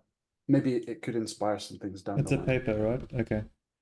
Yeah, it's in the Zoom chat. I'll save it on the chat. I was always motivated by this kind of adjacency matrix interpretation of the kind of things that we're doing in sort of strict rewriting land, you know, and then could it be what relations can you make based on a bidirectional link there? And I just found this in the background whilst I was searching and listening at the same time. So yeah, people might find it's like a quantum algorithm that was developed, I think, at MasterCard for doing subgraph isomorphism. So it's not rewriting, it's the first step in rewriting before you do the rewrite, but little bit of yeah, I think there could be some interesting things in there. So I think that's related possibly to. I was just Googling because it might be related to Hadamard, but the Hadamard transform, the Hadamard algorithm, something like that, right? Which yeah. So I didn't dig into the kind of quantum circuit aspect of it, but just before they get into that, there's like a, you know, without invoking the kind of quantum construction, they just show how they formulate the problem to find these matches within a subject graph. Given a pattern, how can you find the matches? And yeah, then they build the circuit and then they construct some kind of loss, and then, but yeah, it's like they get a bit creative with these matrix operations, and one of them being this log Hadamard, which is mentioned on page 8, I think, the top of page 8. Yeah, page 21, they have a adjacency matrix, sort of like source graph and stuff. Yeah, and on 24, they're showing you the source graph, subgraph, and then the solution, which is the match. And then you have to take like the sort of top left part of your matrix, you have to kind of cut out, and that gives you, well, or that is the match or something like that. But yeah, this idea of doing like using permutation matrices and so on, it's kind of obvious because you know, when you're looking for a pattern, the pattern represented in your subject graph can be in some other order. So that's why you need to check permutations. And because it's subgraph, you also need to do subsets. So that, for example, in that thing I'm building for when you do it in Wolfram language, it's just a kind of sequence pattern match, but you need to be orderless and so on. So Yeah. I don't know if there's anything there, but it's kind of interesting. And I just wonder then when you actually apply the rewrite, which is, it can introduce new vertices or can remove them. How do you deal with that kind of thing? And is it relevant or interesting? That's the other thing, because it might be completely irrelevant for the Infrageometry project, but it could be interesting for other things that we think about. So Yeah, definitely. I thought I'd share think it for anyway. this one, yeah, I think for this one it should not be that relevant because we, I mean, it kind of simplifies and it makes our job easier in some sense. That it's kind of as long as the pattern matching, like the background I'm assuming, by the way, in case anyone is curious in the live stream, I'm assuming the multi-set theoretic approach, which basically means you're doing set theory, but you're allowing for identical repeats to be sort of kept track of. Which basically, I mean, multi-set theory is essentially sets with multiplicity counts on them. So it's exactly what we have now. So in that sense, pattern matching and all the ways in which you can, all the arguments that I was using to justify the fact that Hadamard product is a good, the algorithm based on rewrite rules of the Hadamard product is a good instance of a hypergraph operation, was relying on the fact that, I was explaining with my fingers and my writing that you have one edge here and two edges here, then the pattern matching is going to find one with one, one with one, and it's going to be like doing 1 times 2 in multiplicity, right? In the same, if I had 2 and 2, it will do like each one of these 2 will match with the other 2 here, and so on. So I was not taking into account the fact that, for example, you could have symmetry flips of those things because they were undirected edges. So I was assuming that the pattern matching was happening at the level of multi-set identity, right? So those objects were identical edges up to being considered as parts of different multisets, right? And I was just considering, I was not considering them as like sub hypergraphs, but then you have to match as a hypergraph isomorphism or a hypergraph embedding. Right. Because there you have the problem with overlaps, and you impose this parallel rewriting thing where everything gets rewritten in sort of one step without conflict. Yeah, and not only that, but you get the problem that you mentioned, the permutation problem, right? Like you get all these possible embeddings and permutations, and we were all we've done in the last couple of sessions relies on this sort of basic, more or less naive version of pattern matching that is based on multi-set operations, right? Which we have with our hypergraph packlet, we can replicate exactly that behavior. So in that sense, we are fine to start to implement things computationally and whatnot. But it should be noted because that's technically where we are standing, right? We are all these constructions make sense as long as our pattern matching works that way, because otherwise everything gets into this array. If every time you match a pattern from an undirected edge, you match it twice because you have 2 orientations of the pattern, then all your multiplicities are going to be all over the place, right? Because you're going to get many more outputs of your rewrite rules applications. So anyway, I think that was a very important thing to do, and I'm sorry that it took, I don't know, combined 5 hours to just figure out that the obvious way. I'm enjoying it, so don't apologize. No, okay. But no, I think it was good also just to have the summarization at the beginning to recap the journey. So in one stream, we basically started from the beginning and got to a conclusion. So that's kind of cool. It was cool. Yeah, I'm very satisfied. Any final thoughts, Nick? Anything is in your mind?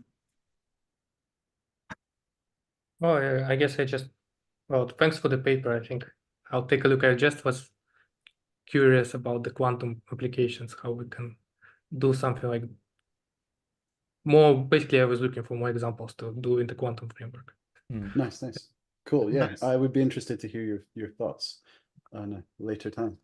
And tomorrow we've got the Explore and Learn. So what is a hypermatrix? Continuing the fundamentals series. So come join us for that one. Exactly. You Cool. want to know the details? Tomorrow is the basics. Great.